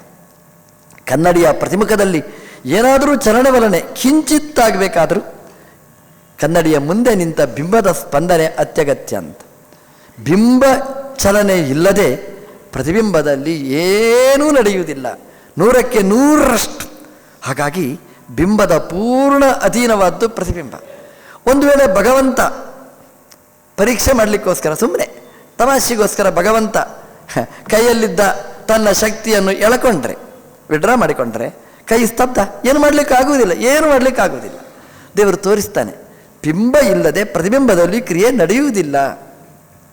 ಪ್ರತಿಬಿಂಬದಲ್ಲಿ ಏನಾದರೂ ಕ್ರಿಯೆ ನಡೀಬೇಕಾದರೆ ಬಿಂಬದ ಕ್ರಿಯೆ ಅತ್ಯಗತ್ಯ. ಒಂದೊಂದು ಹೆಜ್ಜೆ ಎಲ್ಲಿಯೂ ನಾವು ಗಮನಿಸಬೇಕಾದ ಅಂಶ ಇದು. ಈ ಜೀವನಿಗೆ ಬಿಂಬ ಅನ್ನೋದು ತುಂಬ ಮುಖ್ಯ. ಬಿಂಬ ಅನ್ನೋದು ಸ್ವಾಮಿ. ಹಾಗಾಗಿ ಮುಖ್ಯವಾದ್ದು ಬಿಂಬದ ಉಪಾಸನೆ, ಬಿಂಬದಲ್ಲಿ ಸ್ವಾಮಿತ್ವ ಉಪಾಸನೆ, ಬಿಂಬನ ದಾಸ ನಾನು ಅಂತ ಉಪಾಸನೆ ಮಾಡೋದು ಅದು ಮುಖ್ಯವಾಗಿರ್ತಕ್ಕಂತಹ ಪ್ರಮೇಯ. ಅದಕ್ಕೆ ಅಂಗಭೂತವಾಗಿರ್ತಕ್ಕಂಥದ್ದು ಭಗವಂತನ ಬೇರೆ ಬೇರೆ ರೂಪಗಳ ಭೃತ್ಯ ದಾಸ ಅಂತ ಉಪಾಸನೆ ಮಾಡೋದು ಅದಕ್ಕೆ ಅಂಗ. ವಿಷ್ಣುತೀರ್ಥರು ಎಷ್ಟು ಚೆನ್ನಾಗಿ ಹೇಳ್ತಾರೆ ಅಂತಂದರೆ, ಒಂದು ಸಾಕಲ್ಲ, ಹಾಗಾದರೆ ಬಿಂಬನೇ ನಮಗೆ ಸ್ವಾಮಿ ಅಂತಾದರೆ ಸಾಕು, ಬಿಂಬ ಉಪಾಸನೆ ಸಾಕು. ಮತ್ತು ಭಗವಂತನ ಬೇರೆ ಬೇರೆ ಬಿಂಬ ಭಿನ್ನವಾದ ಬೇರೆ ಬೇರೆ ರೂಪಗಳ ಅನುಸಂಧಾನ ಯಾಕೆ, ಉಪಾಸನೆ ಯಾಕೆ? ಅವ್ರು ಹೇಳ್ತಾರೆ, ನೀವು ಒಪ್ತಿರಲ್ಲೋ ಗೊತ್ತಿಲ್ಲ, ಅವ್ರು ಹೇಳ್ತಾರೆ ಭೋಜನಕ್ಕೆ ಸ್ನಾನ ಹೇಗೆ ಅಂಗನೋ ಹಾಗೆ ಅಂತ. ಊಟ ಮಾಡಬೇಕಾದ್ರೆ ಸ್ನಾನ ಎಷ್ಟು ಮುಖ್ಯನೋ ಅಷ್ಟೇ ಬಿಂಬದ ಉಪಾಸನೆಗೆ ಭಗವಂತನ ಬೇರೆ ರೂಪಗಳ ಉಪಾಸನೆ ಅಗತ್ಯ. ಅಂದರೆ ಬಿಂಬೋಪಾಸನೆ ಸಾಕು, ಭಗವಂತನ ಬೇರೆ ಬೇರೆ ರೂಪಗಳ ಮತ್ಸ್ಯರೂಪಾದಿಗಳ ಚಿಂತನೆ ಬೇಡ, ಇದು ಸಪ್ಪು ಅಂತ ಹೇಳ್ತಾರೆ. ನನಗೆ ಊಟ ಸಾಕು, ಸ್ನಾನ ಬೇಡ ಅಂತ ಹೇಳಿದ್ರೆ ಹೇಗೋ ಹಾಗೆ ಅಂತ. ಊಟ ಬೇಕಾ, ಸ್ನಾನ ಮಾಡಿಕೊಂಡು ಬಾ ಅಂತ. ಅದರ ಅರ್ಥ ಏನು ಗೊತ್ತಾ? ಸ್ನಾನ ಅಂತಂದರೆ ಅದರ ಒಟ್ಟಿಗೆ ನಮ್ಮಲ್ಲಿ ಎಲ್ಲ ಸ್ನಾನ ಸಂಧ್ಯಾ ವಂದನೆ ಎಲ್ಲ ಬಂತು ಅದರಲ್ಲಿ, ಏನು ಬಿಡ್ಲಿಕ್ಕಿಲ್ಲ. ಸ್ನಾನ ಮಾಡಿಕೊಂಡು ಬಾ ಅಂತಂದರೆ ಕಾಗೆ ಹಾಗೆ ಮುಳುಗಿ ಬಾ ಅಂತ ಅದಕ್ಕೆ ಅರ್ಥ ಅಲ್ಲ. ಸ್ನಾನ ಆಯ್ತು ಊಟ ಹಾಕಿ ಅಂತ ಆಗುವುದಿಲ್ಲ. ಅದಕ್ಕೆ ಸ್ನಾನ ಅಂತ ಹೇಳುವಾಗ ಹೊರಗಿನ ಸ್ನಾನ ಒಳಗಿನ ಸ್ನಾನ ಎಲ್ಲ ಸೇರಿಕೊಂಡುಂಟು. ಭೋಜನ ಆಗಬೇಕಾದರೆ ಸ್ನಾನ ಎಂಬುದು ಅಂಗ, ಸ್ನಾನ ಇಲ್ಲದೆ ಭೋಜನ ಆಗುವುದಿಲ್ಲ. ಹೇಗೋ ಅದೇ ರೀತಿಯಾಗಿ ಬಿಂಬೋಪಾಸನೆಗೆ ಬಿಂಬೇತರ ಭಗವಂತನ ಮತ್ಸ್ಯಾದಿ ರೂಪಗಳ ಉಪಾಸನೆ ಅದು ಮುಖ್ಯ. ವಾಸುದೇವ ರೂಪ, ಸಂಕರ್ಷಣ ರೂಪ, ಪ್ರದ್ಯುಮ್ನ ರೂಪ, ಅನಿರುದ್ಧ ರೂಪ, ನಾರಾಯಣ ರೂಪ, ಸೃಷ್ಟಿಯಾದಿಗಳಿಗೆ ಸಂಬಂಧಪಟ್ಟ ರೂಪಗಳ ಉಪಾಸನೆ ಅತ್ಯಗತ್ಯವಾಗಿರತಕ್ಕಂಥದ್ದು ಅಂತ. ಅದರಿಂದ ಬಿಂಬ ನನಗೆ ಮುಖ್ಯ ಸ್ವಾಮಿ ಅಷ್ಟೇ ಅಂತ ಸೀಮಿತಗೊಳಿಸಬೇಡಿ. ಬಿಂಬೋಪಾಸನೆಗೆ ಬೇರೆ ರೂಪಗಳ ಉಪಾಸನೆ ಅಗತ್ಯ ಎಂಬುದನ್ನು ಉದಾಹರಣೆ ಕೊಟ್ಟು ವಿಷ್ಣುತೀರ್ಥರು ನಮಗೆ ಮನವರಿಕೆ ಮಾಡಿದ್ದಾರೆ ಅಂತ. ಬಿಂಬೋಪಾಸನೆ ಅಂದರೆ ಬಿಂಬಕ್ಕೆ ಸಂಬಂಧಪಟ್ಟವ ಈ ಜೀವ, ಇದನ್ನು ಅನುಸಂಧಾನ ಮಾಡಬೇಕು. ಅದಕ್ಕೆ ಇತರ ರೂಪಗಳಲ್ಲಿಯೂ ಕೂಡ ನಾವು ಅನುಸಂಧಾನ ಮಾಡಬೇಕಾದ್ದು ದಾಸ. ದಾಸನಾದವನ ಕ್ರಮ ಏನದು? ನಿಜವಾದ ಒಬ್ಬ ದಾಸ ಅಂತ ಇರ್ತಾನೆ ಅಂತ ಇಟ್ಕೊಳ್ಳಿ. ಊಟಾಟಿಗೆಯ ದಾಸ ಅಲ್ಲ, ಬರೀ ಶಬ್ದ ಚಡಪಡಿಸುವ ದಾಸ ಅಲ್ಲ, ನಿಜವಾಗಿ ದಾಸ್ಯವನ್ನು ಒಪ್ಪಿಕೊಂಡವ ಅಂತಾದರೆ ಏನು ಮಾಡ್ತಾನೆ? ಒಂದು ಹೇಗಿರ್ತದೆ, ಏನು ಸಿಕ್ಕಿದ್ರೂ ಕೂಡ ಅದನ್ನು ತನ್ನ ಬಾಸಿಗೆ, ಯಜಮಾನನಿಗೆ, ಸ್ವಾಮಿಗೆ ಅದನ್ನು ಒಪ್ಪಿಸ್ತಾನೆ. ಇದು ನಮ್ಗೆ ಗೊತ್ತಾಗುತ್ತೆ, ಸ್ವಾಮಿ ದಾಸ ಅಂತ ಒಪ್ಪಿಕೊಂಡಿದ್ದಾನೆ ಇಲ್ಲ ಅನ್ನೋದಕ್ಕೆ ಇದು ಗಮಕ. ನಾನು ಇಷ್ಟಪಡ್ತೇನೆ ಅಂತ ಒಬ್ಬರನ್ನು ಅಂತ ಹೇಳಿ, ನನಗೆ ಭಾಳ ಬೇಕಾದವ್ರಿ, ನಾವು ಏನು ಮಾಡ್ತೇವೆ ಗೊತ್ತಾ, ನಮ್ಮ ಹತ್ರ ಏನಿದ್ರು ಇದನ್ನು ತಗೊಳ್ಳಿ ಅಂತ ನಾವು ಕೊಂಡೋಗಿ ಕೊಡ್ತೇವೆ ನಾವು. ಯಾಕೆಂದರೆ ನಮಗೆ ಅವ್ರಿಗೆ ಕೊಡದೆ ನಮ್ಗೆ ಇರ್ಲಿಕ್ಕಾಗುವುದಿಲ್ಲ, ಚಡಪಡಿಸ್ತೇವೆ. ಒಂದು ಮಗು ಇದೆ ನೋಡಿ, ಅದಕ್ಕೆ ಏನಾದರೂ ನೀವು ಕೊಡಿ, ಅಮ್ಮನಿಗೆ ಕೊಂಡೋಗಿ ಕೊಡುತ್ತೆ. ಮಗುವಿಗೆ ಅಮ್ಮನೇ ಆತ್ಮ, ಅಮ್ಮನೇ ಸ್ವಾಮಿ, ಅದಕ್ಕೆ ಬೇರೊಂದು ಸ್ವಾಮಿ ಅಲ್ಲ. ಏನಿದ್ರು ಅಮ್ಮನಿಗೆ ಕೊಂಡೋಗಿ ಕೊಡುತ್ತೆ, ಅದರ ಸ್ವಭಾವ. ಕೆಲವರು ಇರ್ತಾರೆ ಕೊಡಬೇಕಲ್ಲ ಅಂತ ಕೊಡೋದು, ಇದಲ್ಲ, ಸಾಮಾನ್ಯವಾಗಿ ಮಗುವಿನ ಸ್ವಭಾವ ಹಾಗಿರ್ತದೆ. ಹಾಗೆ ನಮ್ಮ ಚಿಂತನೆ ಹೇಗಿರಬೇಕು ಅಂತಂದರೆ, ಸ್ವಾಮಿತ್ವ ಉಪಾಸನೆ ಅಂತಂದರೆ ನಮ್ಮಲ್ಲಿ ಏನು ಇದೆ ಅದನ್ನೆಲ್ಲ ಕೊಂಡೋಗಿ ಮುಟ್ಟಿಸ್ಬೇಕು, ಕೊಡಬೇಕು. ಸ್ವಾಮಿ ಅಂತ ಉಪಾಸನೆ, ದಾಸ ಅಂತಂದರೆ ಒಟ್ಟು ಅರ್ಥ ಇಷ್ಟು ಅಂತ. ಹಾಗಾದರೆ ಆತ್ಮ ಸಮರ್ಪಣೆ ಅಂದರೆ ಏನು? ವಿಷ್ಣುತೀರ್ಥರು ಹೇಳ್ತಾರೆ, ಎಷ್ಟು ಚೆನ್ನಾಗಿ ಹೇಳ್ತಾರೆ. ಆತ್ಮ ಸಮರ್ಪಣೆ ಅಂತಂದರೆ ನನ್ನನ್ನು ಸಮರ್ಪಣೆ ಮಾಡೋದು ಆಯಿತು, ಈ ಜೀವನನ್ನೇ ಸಮರ್ಪಣೆ ಮಾಡೋದು. ಸಮರ್ಪಣೆ ಅಂದರೆ ಮೊದಲೇ ನಾವು ನೋಡಿದ್ದೇವೆ, ಸಮರ್ಪಣೆ ಅಂತಂದರೆ ಜೀವನನ್ನು ಹಾಟಿನಿಂದ ಕಟ್ ಮಾಡಿ ಕೊಂಡೋಗಿ ದೇವರ ಡಬ್ಬಿಗೆ ಹಾಕೋದು. ಅದು ಆಗುವುದೂ ಇಲ್ಲ, ಅದು ಪ್ರಾಕ್ಟಿಕಲ್ಲೂ ಅಲ್ಲ, ಅದು ಅಲ್ಲೂ ಅಲ್ಲ.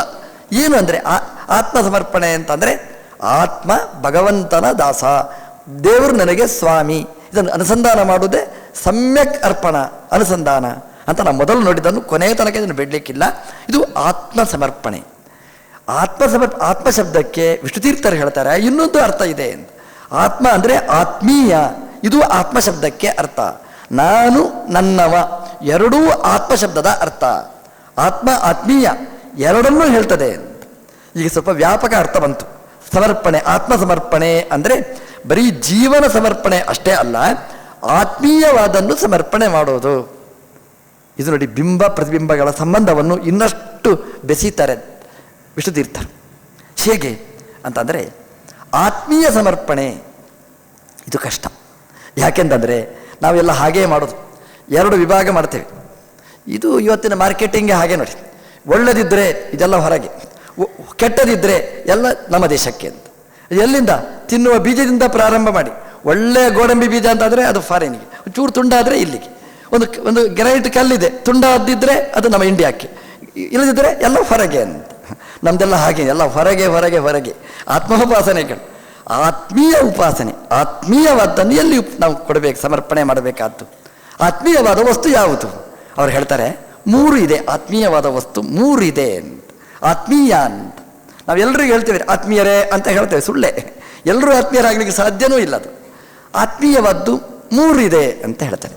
ಯಾವುದು 3 ಆತ್ಮೀಯವಾದ್ದು ಅಂತಂದರೆ, ಒಂದು ನಮಗೆ ಇಷ್ಟವಾದ ವಸ್ತುಗಳು, ನಾವು ತುಂಬ ಇಷ್ಟಪಡುವಂತಹ ವಸ್ತು. ಅದನ್ನು ನಾನು ವಿವರಣೆ ಕೊಡಲಿಕ್ಕೆ ಹೋಗೋದಿಲ್ಲ, ನಿಮ್ಗೆ ಗೊತ್ತದು. ನಮಗೆ ಆತ್ಮೀಯವಾದ್ದು ಯಾವುದು, ಯಾವುದನ್ನು ಬಿಟ್ಟಿರಲಿಕ್ಕೆ ಸಾಧ್ಯ ಇಲ್ಲ, ಅದು ಆತ್ಮೀಯ ಅಂತ ಅರ್ಥ. ಇದರಲ್ಲೆಲ್ಲ ಬಂತಿದ್ರಲ್ಲ, ಏನು ಹೇಳಬೇಕೋ ಅದೆಲ್ಲ ಹೇಳಿ ಆಯ್ತು. ಆತ್ಮೀಯ ಅಂತ ಯಾವುದನ್ನು ಬಿಟ್ಟು ಒಂದು ಕ್ಷಣ ನಾವು ಇರಲಿಕ್ಕೆ ಸಾಧ್ಯ ಇಲ್ಲ. ಒಂದು ಕ್ಷಣ ಹೋದರೆ ಆ ಮೀನನ್ನು ತೆಗೆದು ನೀರಿನಿಂದ ಮೇಲಿಟ್ಟರೆ ಹೇಗೆ ಹಾಗಾಗ್ತೇವೆ, ಅದು ಆತ್ಮೀಯ ಅಂತಂದರೆ. ದೇವರಂತೂ ಖಂಡಿತ ಅಲ್ಲ ಬಿಡಿ. ಆತ್ಮೀಯವಾದ ವಸ್ತುಗಳು, ತಾವು ತುಂಬ ಇಷ್ಟಪಡುವಂತಹ ವಸ್ತುಗಳು. ತಿನ್ನುವ ವಸ್ತು ಅಲ್ಲ, ತಿನ್ನುವ ವಸ್ತು ಬೇಡ್ರಿ, ಆದರೆ ತಿನ್ನಲಿಕ್ಕಾಗದೇ ಇದ್ದ ಇಡೀ ಜಗತ್ತನ್ನು ತಿನ್ನುವ ವಸ್ತು ಅದು ಆತ್ಮೀಯವಾದ ವಸ್ತು. ಅದು ತುಂಬ ಆತ್ಮೀಯವಾದ ವಸ್ತು, ನಾವು ಇಷ್ಟಪಡುವಂತಹ ವಸ್ತುಗಳು. ಇದನ್ನು ಸಮರ್ಪಣೆ ಮಾಡಬೇಕು. ಆತ್ಮ ಸಮರ್ಪಣೆ ಅಂದರೆ ಆತ್ಮೀಯದ ಸಮರ್ಪಣೆ ಅಂತ ಅರ್ಥ. ನಮ್ಮ ಜೀವ ಎಲ್ಲಿ ಇಟ್ಟಿರ್ತೇವೆ ಅದನ್ನು ಸಮರ್ಪಣೆ ಮಾಡಬೇಕು ಅಂತ.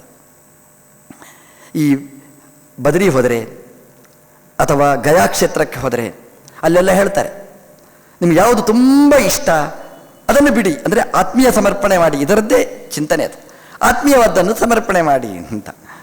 ಇವನು ಆಲೋಚನೆ ಮಾಡಿ ಉಳ್ಳಾಗಡ್ಡೆ ಅಂತ ಹೇಳಿ ಬರ್ತಾನೆ ಅಷ್ಟೇ, ಯಾವುದು ಮಾಡುವುದಿಲ್ಲ, ಅದನ್ನು ಸಮರ್ಪಣೆ ಅಲ್ಲ, ಒಳ್ಳೆಯದೇ ಬಿಡಿ, ಇದೇನು ತಪ್ಪೇನೂ ಅಲ್ಲ. ಆದರೆ ಅದು ಆತ್ಮೀಯ ಅಲ್ಲ ಅಂತ ನಾನು ಹೇಳೋದು. ಯಾಕಂದರೆ ಉಳ್ಳಾಗಡ್ಡೆ ಬಿಟ್ಟು ಬದುಕಲಿಕ್ಕೆ ಆಗ್ತದೆ, ಆಲೋಚನೆ ಮಾಡ್ತಾರೆ ನೋಡಿ, ಯಾವುದು ಬಿಟ್ಟರೆ ಆಗ್ಬೋದು ಆಲೋಚನೆ ಮಾಡಿ ಹೇಳೋದು ನೋಡಿ. ಯಾವುದು ಬಿಟ್ಟರೆ ಬದುಕಲಿಕ್ಕೆ ಸಾಧ್ಯ ಇಲ್ಲ ಅದನ್ನು ಬಿಟ್ಟು ಬರಬೇಕು ಅಲ್ವಾ. ಮೊಬೈಲ್ ಬಿಟ್ಟು ಬರಬೇಕು, ಅದು ನಿಜವಾದ ಆತ್ಮೀಯ ಸಮರ್ಪಣೆ ಅಂದರೆ ಅದು ಆಗುವುದಿಲ್ಲ ಬಿಡಿ. ಅಂದರೆ ಅಲ್ಲಿವರೆಗೆ ಹೋಗಬೇಕು ಅಂತ ದಾಸರ ಕರ್ಕೊಂಡು. ಆತ್ಮೀಯ ಅಂದರೆ ಅದನ್ನು ಬಿಟ್ಟು ನಮಗಿರಲಿಕ್ಕೆ ಸಾಧ್ಯ ಇಲ್ಲ, ಅದು ಆತ್ಮೀಯವಾದ ವಸ್ತು, ಅದನ್ನು ಬಿಡಬೇಕು ಅಂತ. ಆತ್ಮೀಯ ಅಂದರೆ ತುಂಬ ಇಷ್ಟವಾದ ವಸ್ತು, ಅದು ಆತ್ಮೀಯ ಅಂತ. ಇನ್ನೊಂದು ಆತ್ಮ ಅಂದರೆ ನಾವು ಮಾಡುವ ಕರ್ಮಗಳು ಅಂತ, ಅದು ಆತ್ಮೀಯವಾದ ವಸ್ತು. ಇನ್ನೊಂದು ಆತ್ಮೀಯವಾದ್ದು ಅಂದರೆ ನಮ್ಮಲ್ಲಿರ್ತಕ್ಕಂತಹ ಗುಣಗಳು. ಈ ಮೂರು ಆತ್ಮೀಯವಾದ್ದು. ಒಂದು ತುಂಬ ಇಷ್ಟಪಡತಕ್ಕ ವಸ್ತುಗಳು, ನಮ್ಮದು ಅಂತ ನಾವು ತಿಳ್ಕೊಂಡಿರ್ತಕ್ಕಂತಹ ವಸ್ತುಗಳು, ನಾವು ಮಾಡಿದ್ದು ಅಂತ ನಾವು ತಿಳ್ಕೊಂಡಿರ್ತಕ್ಕಂತಹ ಕರ್ಮಾಚರಣೆಗಳು, ನಮ್ಮದು ಅಂತ ನಾವು ತಿಳ್ಕೊಂಡಿರ್ತಕ್ಕಂತಹ ನಮ್ಮಲ್ಲಿರ್ತಕ್ಕಂತಹ ಧರ್ಮಗಳು, ಗುಣಧರ್ಮಗಳು. ಇದು ಮೂರು ಆತ್ಮ ಅಂದರೆ ಆತ್ಮೀಯವಾದ್ದು. ಆತ್ಮ ಸಮರ್ಪಣೆ ಅಂದರೆ ಈ ಮೂರನ್ನೂ ಇಟ್ಟುಕೊಂಡಿದ್ದಾರೆ, ಅಂದರೆ ಒಟ್ಟಿಗೆ 4 ಆಯಿತು.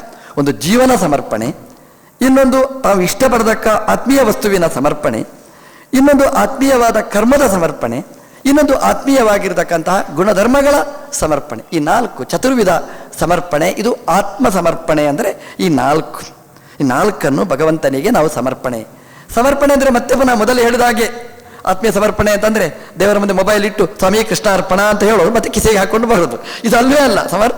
ಸಮರ್ಪಣೆ ಶಬ್ದಕ್ಕೆ ಅದು ಅರ್ಥನೇ ಅಲ್ಲ.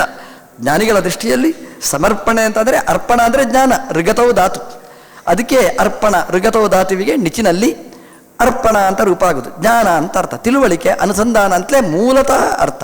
ಸಮರ್ಪಣ ಅಂತಂದರೆ ಸಮೀಚೀನವಾಗಿರ್ತಕ್ಕಂತಹ ಜ್ಞಾನ ಅಂತ ಅರ್ಥ.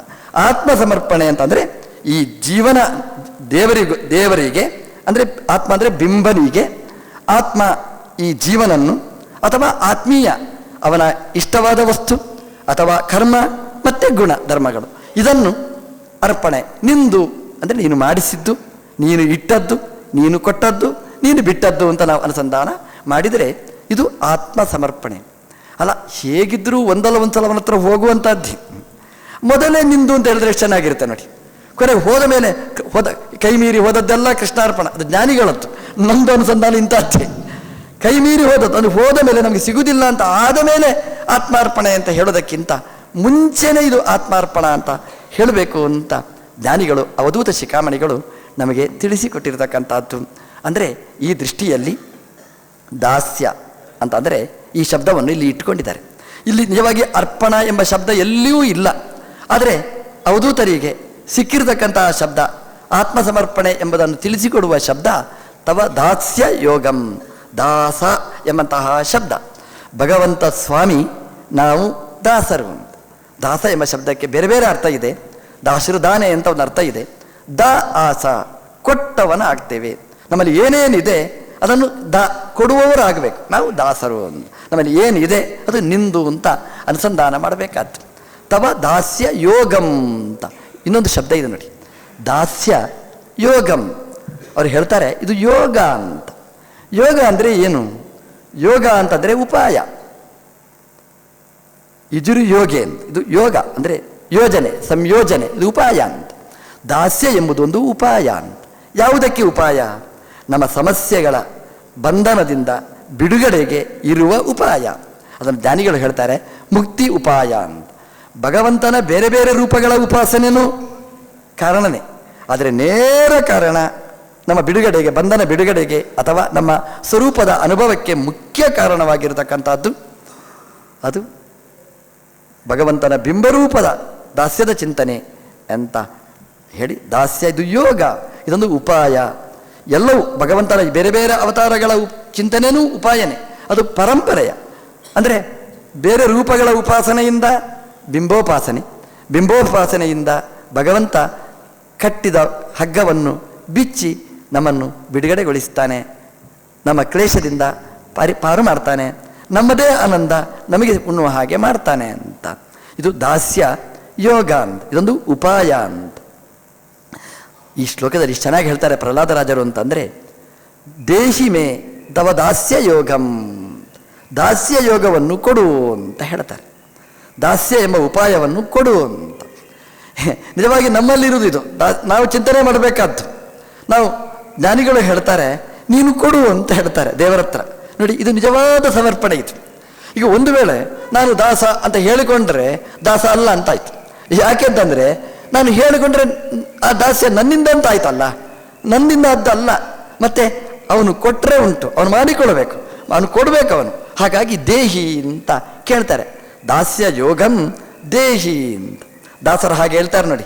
ದಾಸನ ಮಾಡಿಕೋ ಎನ್ನ ಸಾಸಿರ ನಾಮದ ವೆಂಕಟರಮಣ, ಚೆನ್ನಾಗಿ ಹೇಳ್ತಾರೆ. ಇದರದ್ದೇ ವ್ಯಾಖ್ಯಾನ ಅದು.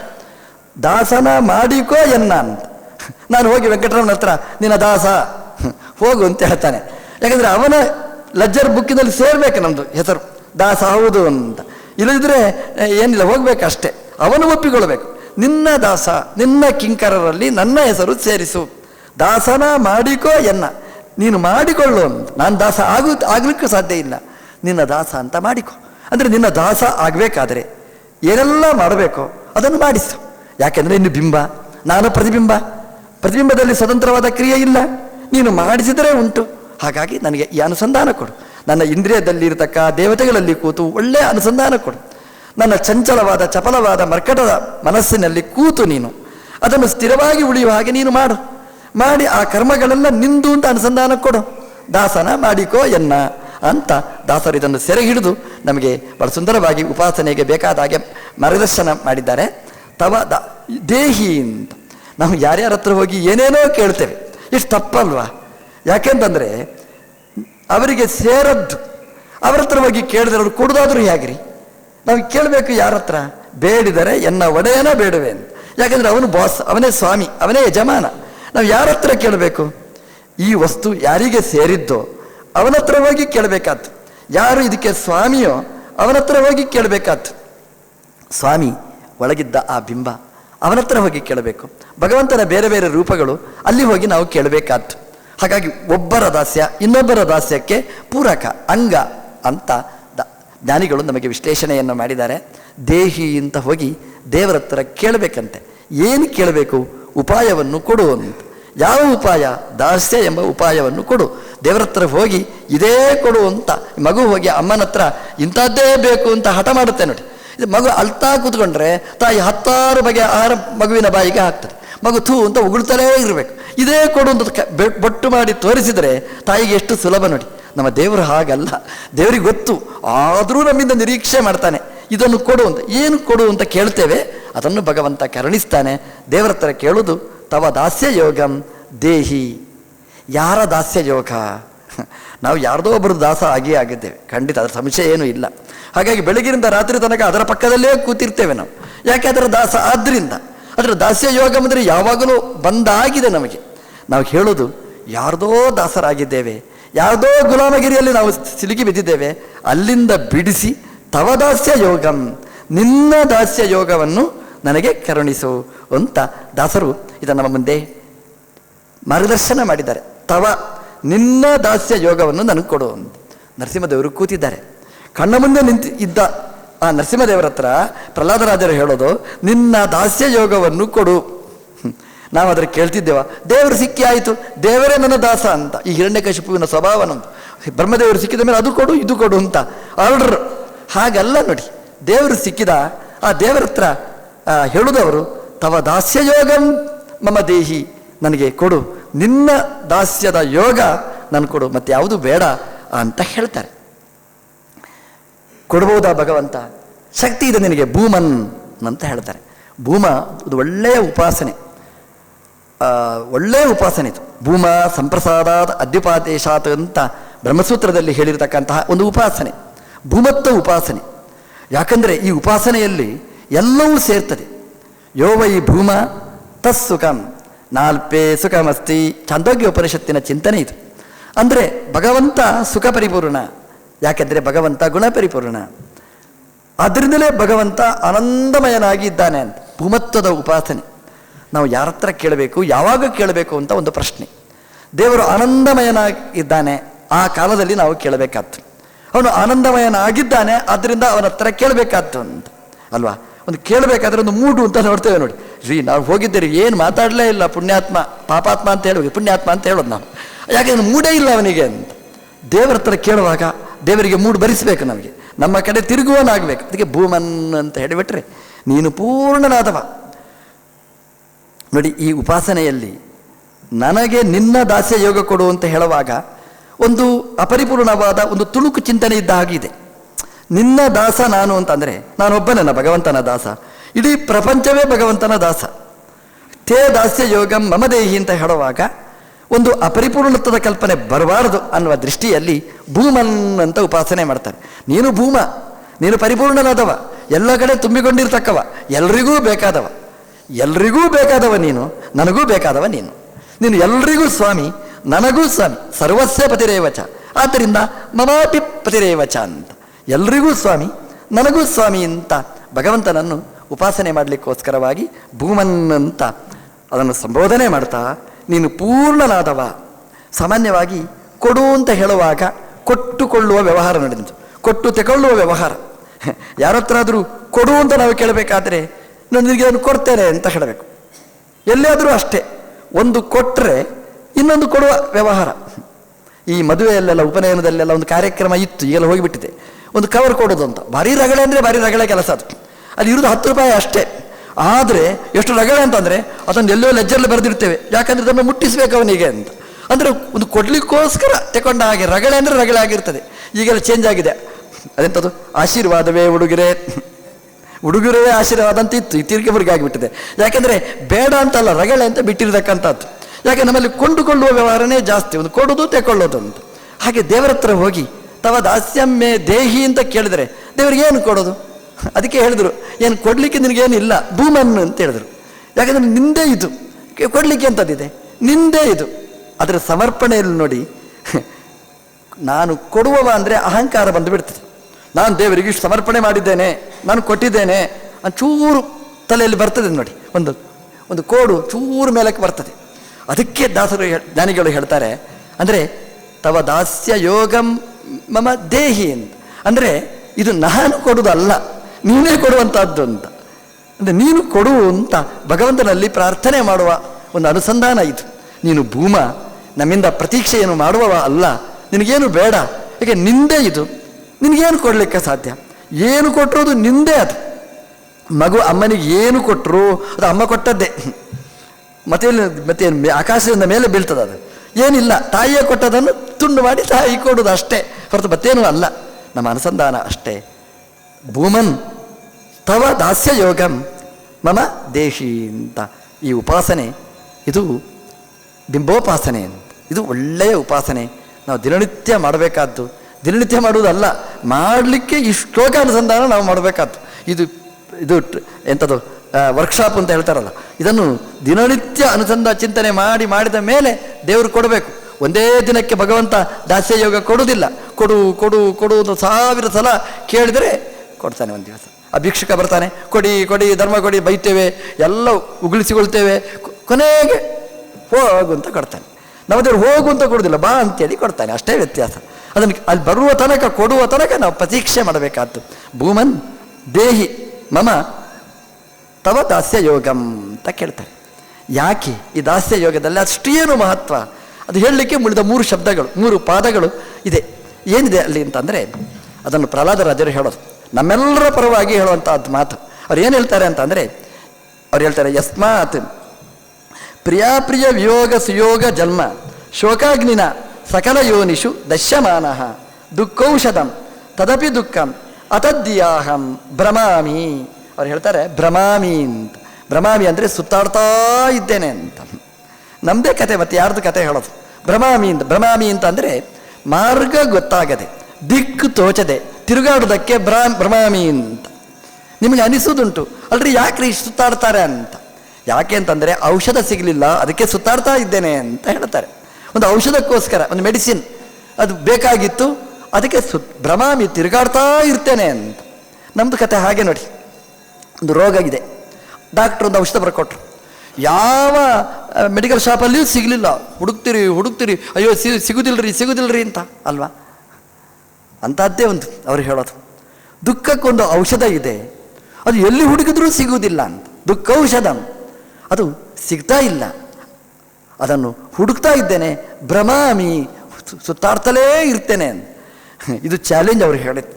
ನಿಮಗೆ ಎಲ್ಲಿಯಾದರೂ ಸಿಕ್ಕಿದ್ರೆ ಕೊಡಿ ಅಂತ ಕೇಳ್ತಾರೆ. ದುಃಖೌಷಧಂ, ದುಃಖಕ್ಕೊಂದು ಔಷಧ ಸಿಗಬೇಕು. ಹೊಟ್ಟೆ ನೋವು ಆಯಿತು, ಒಂದು ಡಾಕ್ಟ್ರ್ ಒಂದು ಔಷಧ ಕೊಡ್ತಾರೆ, ಕಾಯಿಲೆ ಹೊಟ್ಟೆ ನೋವು ಗುಣ ಆಯಿತು. ಹಾಗೆಯೇ ಹೊಟ್ಟೆ ನೋವು ಗುಣ ಆಗಲಿಕ್ಕೆ ಒಂದು ಔಷಧ ಅಂತ ಕೊಡ್ತಾರೆ ನೋಡಿ. ಹಾಗೆ ನಮಗೆ ಅಂಟಿಕೊಂಡ ರೋಗ ಅಂದರೆ ದುಃಖ. ಈ ದುಃಖಕ್ಕೊಂದು ಔಷಧ ಇದ್ದರೆ ಕೊಡಿ ಅಂತ ಹೇಳ್ತಾರೆ.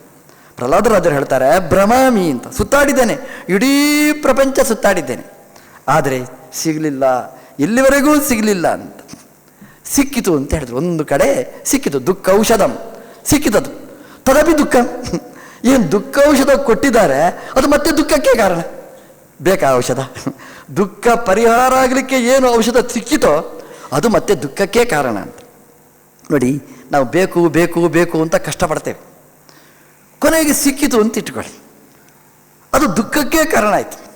ಹೇಳಬಾರ್ದು, ಕೆಟ್ಟ ಉದಾಹರಣೆ. ಏನು ಅಂದರೆ, ಒಂದು ಮಗು ಬೇಕು ಅಂತ ಅಪೇಕ್ಷೆ ಪಟ್ಟ, ಏನು ಹರಕೆ ಹೊತ್ತ, ಎಲ್ಲ ದೇವಸ್ಥಾನಕ್ಕೆ ಸುತ್ತಿದ, ಎಲ್ಲ ಜ್ಯೋತಿಷ್ಕರ ಹತ್ರ ಹೋದ, ಎಲ್ಲ ಬಾಬಾಗಳ ಹತ್ರ ಹೋದ, ಒಂದು ಮಗು ಹುಟ್ಟಿತು. ಅದು ಏನಾಯ್ತು ಗೊತ್ತಾ? ಮಗು ಆಗಲಿಲ್ಲ, ತಿರ್ಗಮೃಗ ಆಯಿತು, ಗುಮ್ಮ ಆಯಿತು. ನೋಡಿ, ದುಃಖ ಪರಿಹಾರಕ್ಕೆ ಏನು ಔಷಧ ಕೇಳಿದ, ದುಃಖಕ್ಕೆ ಕಾರಣ ಆಯಿತು. ಕೊನೆಗೆ ಅವನು, ಅಯ್ಯೋ ಈ ಮಗು ಯಾಕೆ ಹುಟ್ಟಿದಂತ ಅನಿಸ್ತು. ಕೊನೆಗೆ ಈ ಮಗು ಹೋಗಿ ಅಪ್ಪ ಅಮ್ಮನನ್ನು ಮಿನಿ ಕಂಸ ಅಂತ ಇಟ್ಕೊಳ್ಳಿ. ದುಃಖ ಔಷಧಂ, ದುಃಖ ಅಂದರೆ ನಾವೇನು ತಿಳ್ಕೊಂಡಿದ್ದೇವೆ, ನನ್ನ ದುಃಖಕ್ಕೆ ಒಂದು ಪರಿಹಾರ ಅಂತ ನಾವೇನು ತಿಳ್ಕೊಂಡಿದ್ದೇವೆ, ಅದು ದುಃಖಮೇವ ಅಂತ ಪ್ರಹ್ಲಾದರಾಜರು ಹೇಳುವ ಮಾತು. ಇವತ್ತು ನಮ್ಮ ದುಃಖ, ನಮ್ಮ ಪ್ರಾಬ್ಲಮ್ ಸಾಲ್ವ್ ಆಗಬೇಕು, ಅದಕ್ಕೆ ಏನು ನಾವು ಔಷಧ ಅಂತ ನಾವು ಕಂಡಿದ್ದೇವೆ, ಅದೆಲ್ಲ ದುಃಖನೇ ಅಂತ. ದುಃಖ ಪರಿಹಾರಕ ಆಗುವುದಿಲ್ಲ. ದುಃಖ ಔಷಧಂ ತದಪಿ ದುಃಖಂ ಅತದ್ಯಾಹಂ ಭ್ರಮಾಮಿ. ಯಾವುದು ದುಃಖ ಔಷಧ, ಅದನ್ನು ಅತದ್ಯ ದುಃಖ ಔಷಧ ಅಲ್ಲ ಅಂತ ತಿಳ್ಕೊಂಡಿದ್ದೇನೆ. ಯಾವುದು ದುಃಖಕ್ಕೆ ಕಾರಣ, ಅದನ್ನು ದುಃಖ ಔಷಧ ಅಂತ ತಿಳ್ಕೊಂಡಿದ್ದೇನೆ. ಅದರ ಬೆನ್ನ ಹಿಂದೆ ತಿರುಗಾಡ್ತಾ ಇದ್ದೇನೆ, ನನಗೆ ಸಿಗಲಿಲ್ಲ ಔಷಧ. ದುಃಖ ಔಷಧಂ ತದಪಿ ದುಃಖಂ ಅತದ್ಯಾಹಂ. ಯಾವುದು ದುಃಖ ಔಷಧ ಅಲ್ಲ, ಅದನ್ನು ದುಃಖ ಔಷಧ ಅಂತ ತಿಳ್ಕೊಂಡು ಭ್ರಮಾಮಿ. ಎಲ್ಲರ್ಥ ಭ್ರಮಾಮಿ ಅಂತಂದರೆ ಭ್ರಮೆಗೆ ಒಳಗಾಗಿದ್ದೇನೆ ಅಂತ ಒಂದರ್ಥ. ಭ್ರಮಾಮಿ ಅಂದರೆ ತಿರುಗಾಡ್ತಾ ಇದ್ದೇನೆ ಅಂತ ಅರ್ಥ. ಅಂದರೆ ಭ್ರಮೆಗೆ ಒಳಗಾಗಿ ಯಾವುದು ಕಾಯಿಲೆಗೆ ನಿಜವಾದ ಚಿಕಿತ್ಸೆ ಅಂತ ಪತ್ತೆ ಹಚ್ಚಲಿಕ್ಕಾಗದೆ ತಿರುಗಾಡ್ತಾ ಇದ್ದೇನೆ. ಯಾಕೆ ಹೇಳ್ತಾರೆ ನೋಡಿ, ದುಃಖೌಷಧಂ. ದುಃಖ ಯಾಕೆ ಬಂತು ಹೇಳ್ತಾರೆ, ದುಃಖಾಗ್ನಿನ ದಶ್ಯಮಾನ ಅಂತ ಹೇಳ್ತಾರೆ. ಸಕಲ ಯೋನಿಷು ದಶ್ಯಮಾನ, ಶೋಕಾಗ್ನಿನ ಸಕಲ ಯೋನಿಷು ದಶ್ಯಮಾನ. ಅವ್ರು ಹೇಳ್ತಾರೆ, ಎಲ್ಲ ಕಡೆ ತಿರುಗಾಡಿ ಬಂದೆ ಅಂತ. ಶೋಕಾಗ್ನಿನ ದಶ್ಯಮಾನ ಅಂತ. ಒಂದು ಬೆಂಕಿ ತಾಗಿತ್ತು, ಬೆಂಕಿ ಬೆಂಕಿ ಬೆಂಕಿ ಅಂತ ಎಲ್ಲ ಕಡೆ ಓಡ್ತಿದೆ, ಯಾರೂ ಆರಿಸುವುದಿಲ್ಲ. ಅಗ್ನಿಶಾಮಕ ದಳದವರು ಸಿಕ್ಕಿದ್ರು, ಅಯ್ಯೋ ಬೆಂಕಿ ಬೆಂಕಿ ಬೆಂಕಿ ಅಂತ ಶಬ್ದ ಮಾಡಿದರೆ ಹೊರತು ಏನು ಮಾಡಲಿಕ್ಕೆ ಆಗಲಿಲ್ಲ. ಅವರು ನೀರು ಬಿಟ್ಟರು, ನೀರಲ್ಲ ಅದು ಎಣ್ಣೆ, ಇನ್ನಷ್ಟು ಜೋರು ಉರಿಯಿತು. ಅಗ್ನಿನ ದಶ್ಯಮಾನ ಸಕಲ ಯೋನಿಷು ಅಂತ. ಎಷ್ಟು ಒಳ್ಳೆಯ ಶಬ್ದ ನೋಡಿ. ನಾವು ಬಂದ ಯೋನಿ ಎಷ್ಟಾಗಿರ್ಬೋದು, ಎಷ್ಟು ಶರೀರದಲ್ಲಿ ನಾವು ಬಂದಿರ್ಬೋದು, ಒಂದಲ್ಲ ಎರಡಲ್ಲ ಮೂರಲ್ಲ ನಾಲ್ಕಲ್ಲ, ಹೇಳ್ತಾ ಕೊಡಿ ಎಷ್ಟು, 84 ಲಕ್ಷ ಯೋನಿಯಲ್ಲಿ ನಾ ಬಂದೆ. ಸಕಲ ಯೋನಿಷು ಅಂತ. ಅಷ್ಟು ಯೋನಿಯಲ್ಲಿಯೂ ಕೂಡ ದುಃಖ ಇಲ್ಲದೆ ಇರತಕ್ಕಂಥ ಒಂದು ಜಾಗ ಇತ್ತ. ಸಕಲ ಯೋನಿಷು ಅಂತ ಹೇಳ್ತಾರೆ. ಯಾವ ಯಾವ ದೇಹಕ್ಕೆ ನಾನು ಪ್ರವೇಶ ಮಾಡಿದ್ದೇನೆ ಅಷ್ಟು ದೇಹದಲ್ಲಿಯೂ ಕೂಡ ಒಂದು ಸಮಸ್ಯೆ ಇದ್ದದ್ದೇ, ದುಃಖ ಇದ್ದದ್ದೇ. ದುಃಖದಿಂದ ಒದ್ದಾಡಿ ಒದ್ದಾಡಿ ಒದ್ದಾಡಿ ಆ ದೇಹ ಬಿಟ್ಟಿದ್ದ ಪ್ರಯೋಜನ ಇಲ್ಲ ಅಂತ ಬಂದದ್ದು. ಇನ್ನೊಂದು ದೇಹಕ್ಕೆ ಬಂದರೆ ಅದು ಹಾಗೇನೆ, ಎಷ್ಟು ದೇಹ ಇದೆ ಆ ಎಲ್ಲ ದೇಹಗಳು ಕೂಡ ಶೋಕಾಗ್ನಿನ ದಶ್ಯಮಾನ, ಅಲ್ಲಿ ಹೋಗಿ ದಶ್ಯಮಾನ ಸುಡಲ್ಪಡ್ತಾ ಇದ್ದೇನೆ, ಬೆಂಕಿ ಸುಡ್ತಾ ಇದೆ ಅಂತ, ಉರಿ ಉರಿ ಉರಿ ಅಂತ ಹೇಳ್ತಾನೆ. ನೋಡಿ ಎಷ್ಟು ಒಳ್ಳೆಯ ಉದಾಹರಣೆ ಕೊಟ್ಟಿದ್ದಾರೆ. ಶೋಕಕ್ಕೆ ಒಂದು ಉದಾಹರಣೆ ಅಗ್ನಿ ಅಂತ, ಒಳ್ಳೆಯ ಶಬ್ದ ನೋಡಿ, ಶಾಕ್ ಅಂತ ಹೇಳ್ತಾರೆ ನೋಡಿ. ಶಾಕ್ ಅಂದರೆ ಅಗ್ನಿ ಅಂತ ಅರ್ಥ, ಮತ್ತೆಂಥದ್ದು ಶೋಕ ಅಗ್ನಿನ ಅಂದರೆ ಶೋಕ ಎಂಬುದೇ ಒಂದು ಅಗ್ನಿ. ಆ ಅಗ್ನಿಯಿಂದ ದಶ್ಯಮಾನ, ಅಗ್ನಿ ನನ್ನನ್ನು ಸುಡ್ತಾ ಇದೆ ಅಂತ. ನೋಡಿ, ಅದು ಉರಿ ಇದ್ದರೆ ಉಳಿದವರಿಗೆ ಗೊತ್ತಾಗೋದಿಲ್ಲ, ಅದು ಅನುಭವಿಸಿದವನಿಗೆ ಮಾತ್ರ ಗೊತ್ತು. ಬೆಂಕಿ ಒಂದು ಸುಟ್ಟು ಬಿಟ್ಟಿದೆ ಅಂತ ಇಟ್ಕೊಳ್ಳಿ, ಉರಿತಾ ಇರ್ತದೆ. ಒಂದು ಬೆಂಕಿ ಬಿಸಿಯಾದ ಪಾತ್ರೆ ಮುಟ್ಟಿರ್ತೇವೆ, ಬಿಸಿಯಾಗಿರ್ತದೆ. ನಿಮಗಿಂತ ಹೆಚ್ಚು ನಮಗೆ ಗೊತ್ತಿರ್ತದೆ. ಆರತಿ ಮಾಡ್ತೇವೆ ನೋಡಿ, ಎಲ್ಲೋ ಬಿಸಿ ತಾಗಿದರೆ ಯಾರಿಗೆ ಗೊತ್ತಾಗೋದು, ಮುಟ್ಟುವಾಗ ನಮಗೆ ಈ ಉರಿ ಉಂಟು ನೋಡಿ, ಇನ್ನೊಬ್ಬರಿಗೆ ಗೊತ್ತಾಗೋದಿಲ್ಲ, ಅವರವರಿಗೆ ಅನುಭವಕ್ಕೆ ಬರುವಂಥದ್ದು. ಹೇಳಲಿಕ್ಕಾಗುತ್ತಾ? ನಮ್ಮ ಮನೆಯದ್ದೇ ಪಾತ್ರ, ನಮ್ಮದೇ ಸಾಂಬಾರದ ಪಾತ್ರೆ ಮುಟ್ಟಿತ್ತು, ಬಿಸಿ ಆಯ್ತು, ಹೇಳಲಿಕ್ಕಾಗುತ್ತಾ? ಯಾರ ಹತ್ರ ಹೇಳೋದು? ಮರ್ಯಾದೆ ಪ್ರಶ್ನೆ ನಮಗೆ. ಆದರೆ ಅನುಭವಿಸದೇ ಇರಲಿಕ್ಕಾಗುತ್ತಾ? ಉರಿತಾ ಇದೆ, ಇನ್ನೊಬ್ಬರಿಗೆ ಗೊತ್ತಾಗುವುದಿಲ್ಲ, ನಾವು ಅನುಭವಿಸ್ತಾ ಇರ್ತೇವೆ. ಪ್ರಹ್ಲಾದರಾಜರು ಹೇಳ್ತಾರೆ, ಶೋಕ ಅಗ್ನಿನ, ಇದು ಶಾಕ್ ಇದು. ಯಾಕೆಂದರೆ ಇನ್ನೊಬ್ಬರಿಗೆ ಹೇಳಲಿಕ್ಕಾಗದೆ ನಾವೇ ಒಳಗಿಂದ ಸಂಕಟ ಪಡತಕ್ಕಂತಹ ಶೋಕಾಗ್ನಿನ ದಶ್ಯಮಾನ, ದಗ್ಧ ಅಂತ ಹೇಳೋದಿಲ್ಲ, ಯಾವತ್ತೋ ದಾಹ ಆಯಿತು ಅಂತ ಹೇಳೋದಿಲ್ಲ. ದಶ್ಯಮಾನ, ಇದು ಸುಡ್ತಾ ಇದೆ ಅಂತ, ಸುಡಲ್ಪಡ್ತಾ ಇದ್ದೇನೆ ಅಂತ. ಅಂದರೆ ಆ ಅಗ್ನಿ ಉರಿತಲೇ ಇದೆ, ಯಾರಿಂದಲೂ ತಣ್ಣಗೆ ಮಾಡಲಿಕ್ಕಾಗುವುದಿಲ್ಲ. ಶೋಕಾಗ್ನಿನ ಸಕಲ ಯೋನಿಸು ದಶ್ಯಮಾನ.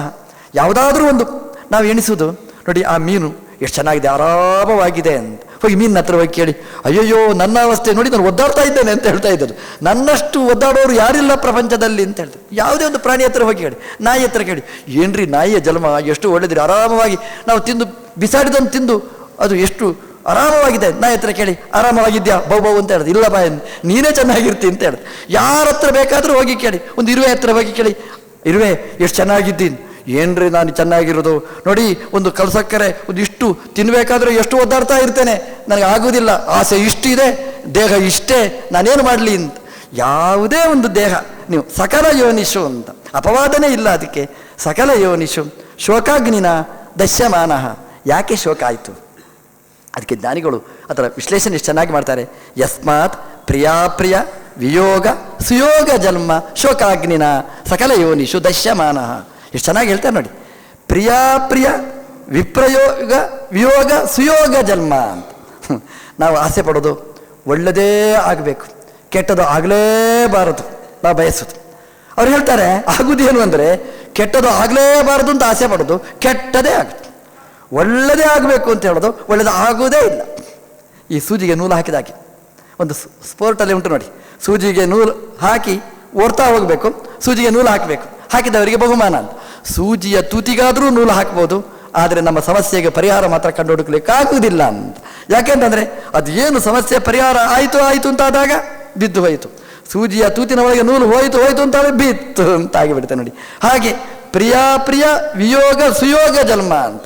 ಪ್ರಿಯ ವಿಯೋಗ, ವಿಪ್ರಿಯ ವಿಯೋಗ, ಪ್ರಿಯ ವಿಯೋಗ ವಿಪ್ರಿಯ ಸುಯೋಗ ಅಂತ. ಒಳ್ಳೆಯದು ಆಗುವುದೇ ಇಲ್ಲ, ಕೆಟ್ಟದ್ದು ಆಗದೇ ಇರುವುದೇ ಇಲ್ಲ. ಒಂದೊಂದು ನಮಗೆ ಕಷ್ಟನೇ.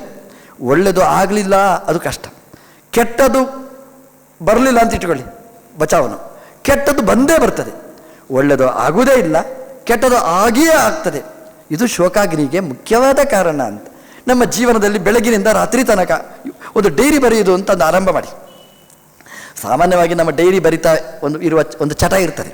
ಅಲ್ಲಿ ಏನು ಬರೀತಾರೆ ಅಂದರೆ, ನಮ್ಮನ್ನು ಯಾರು ಹೊಗಳಿದ್ದಾರೆ, ನಮಗೇನು ಸನ್ಮಾನ ಮಾಡಿದ್ದಾರೆ ಅದನ್ನೆಲ್ಲ ದಾಖಲೆ ಮಾಡ್ತಾರೆ, ಇನ್ನದನ್ನೆಲ್ಲ ಮರೆತು ಬಿಟ್ಟಿರ್ತಾರೆ. ಯಾರಾದರೂ ದ್ವೇಷ ಮಾಡಿದರೆ ಅದನ್ನೆಲ್ಲ ಅವರೆಷ್ಟು ಬೈದ, ಇಷ್ಟು ಬೈದ, 100 ರಾಸ್ಕಲ್ ಅದೆಲ್ಲ ಬರೆದು ಬಿಡ್ತಾರೆ. ಅದರಲ್ಲಿ ಏನು ಬರಿಬೇಕಾದ್ರು ಅಂದರೆ, ಬೆಳಗಿನಿಂದ ರಾತ್ರಿ ತನಕ ನಾನು ಏನು ಆಸೆ ಪಟ್ಟೆ, ಯಾವುದು ಸಿಕ್ಕಿತು, ಯಾವುದು ಸಿಗಲಿಲ್ಲ ಅಂತ, ಯಾವುದು ಬೇಡ ಅಂತ ಆಸೆ ಪಟ್ಟೆ, ಯಾವುದು ಬೇಡ ಅಂತ ತಿರಸ್ಕಾರ ಮಾಡಿದ್ದೆ ಅದು ಬಂದಿರ್ತದೆ, ಯಾವುದು ಬೇಕು ಅಂತ ಬಯಸಿದ್ದೆ ಅದು ಬಂದಿರುವುದಿಲ್ಲ. ಇದೇ ಒಂದು ಶೋಕಾಗ್ನಿ. ಯಸ್ಮಾತ್ ಪ್ರಿಯಾಪ್ರಿಯ ವಿಯೋಗ ಸುಯೋಗ ಜನ್ಮ. ಪ್ರಿಯ ಮೊದಲು ಹೇಳಿದರು, ನಮಗೆ ಇಷ್ಟವಾದ್ದು ಆ ಶಬ್ದ ಉಂಟಲ್ಲ, ಪ್ರಿಯ ಎಂಬ ಶಬ್ದ, ಅದು ನಾವು ಇಷ್ಟ ಅಂತ ಹೇಳೋದು. ಇಷ್ಟ ಅಲ್ಲ, ಇಷ್ಟದ ಹಾಗೆ ಇರುವಂಥದ್ದು. ಪ್ರಿಯ ಅಂದರೆ ಇಷ್ಟ ಸುಖ ಅಲ್ಲ, ಸುಖದ ಹಾಗೆ ಕಾಣಿಸುವಂಥ ಪ್ರಿಯ. ಅಪ್ರಿಯ ಅದಕ್ಕೆ ವಿರುದ್ಧವಾದ್ದೇ ನಮಗೆ ಆಗುತ್ತೆ.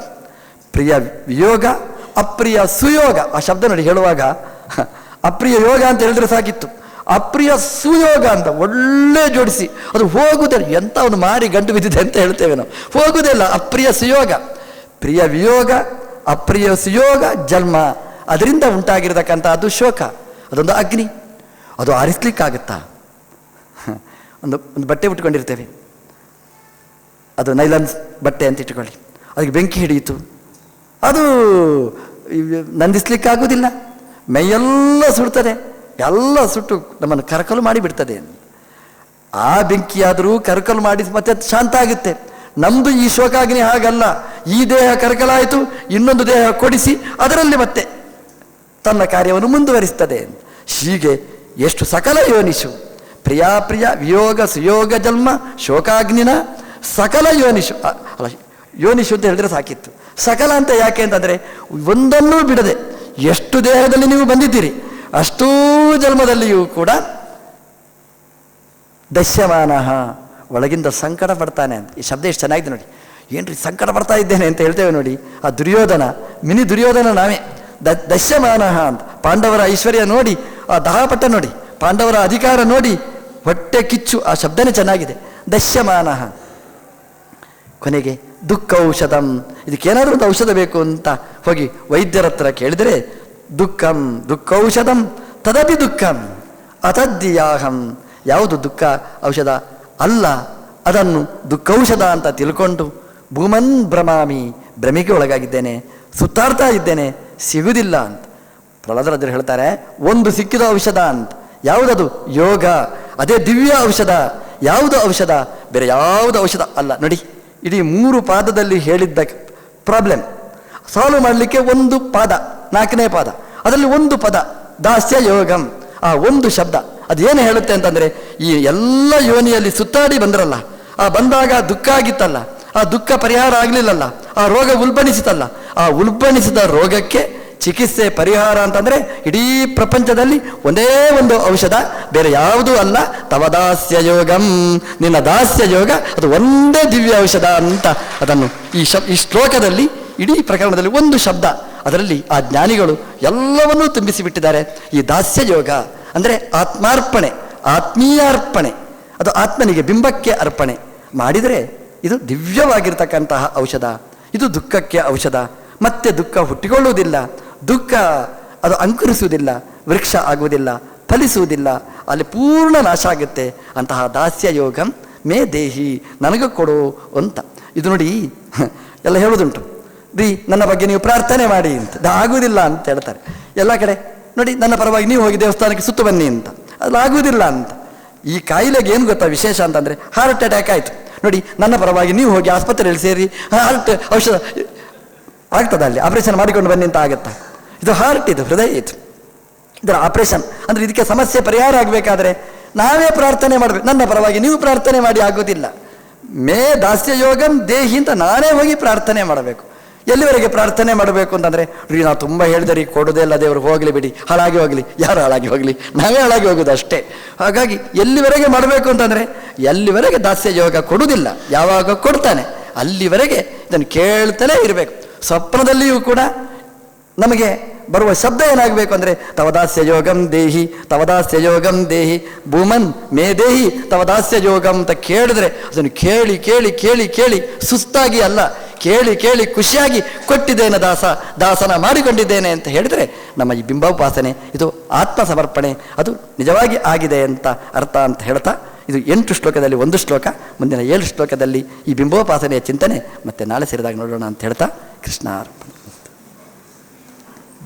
ವಾತ್ಸಲ್ಯ ಎಲ್ಲ ಜವಾಬ್ದಾರಿಕೆಯನ್ನು ಇಲ್ಲೇ ಕೂತು ಪ್ರಹ್ಲಾದಾಚಾರ್ಯ ಪ್ರವೃತ್ತಿಗಳಿಗೆಲ್ಲ ಪಾಠ ಮಾಡಿದವರು.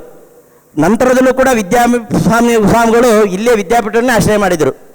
ಅದು ಜವಾಬ್ದಾರಿ ಅಂತ ಹೇಳಿ ಪಲಿಮಾರ ಶ್ರೀಪಾದರು ಕೂಡ ಅದನ್ನು ಅರ್ಥವನ್ನು ಅರ್ಥೈಸಿಕೊಂಡು ನಮ್ಮನ್ನೆಲ್ಲ ನಮ್ಮ ಸಮಾಜಕ್ಕೆ ಅನುಗ್ರಹ ಮಾಡಲಿಕ್ಕೆ ಬಂದು ಇವತ್ತಿನ ದಿವಸ ಇಲ್ಲೇ ಉಪನ್ಯಾಸ ನೀಡ್ತಾ ಇದ್ದಾರೆ. ಪರಮ ಪೂಜ್ಯ ಯಾಕೆ ವಿದ್ಯಾಮಾನ್ಯರು ವಿದ್ಯಾಧೀಶರಲ್ಲಿ ಅದನ್ನು ಕಂಡಿದ್ರು ಅಂತ ಹೇಳಿದರೆ, ಪೂಜ್ಯ ವಿದ್ಯಾಮಾನ್ಯ ತೀರ್ಥ ಶ್ರೀಪಾದ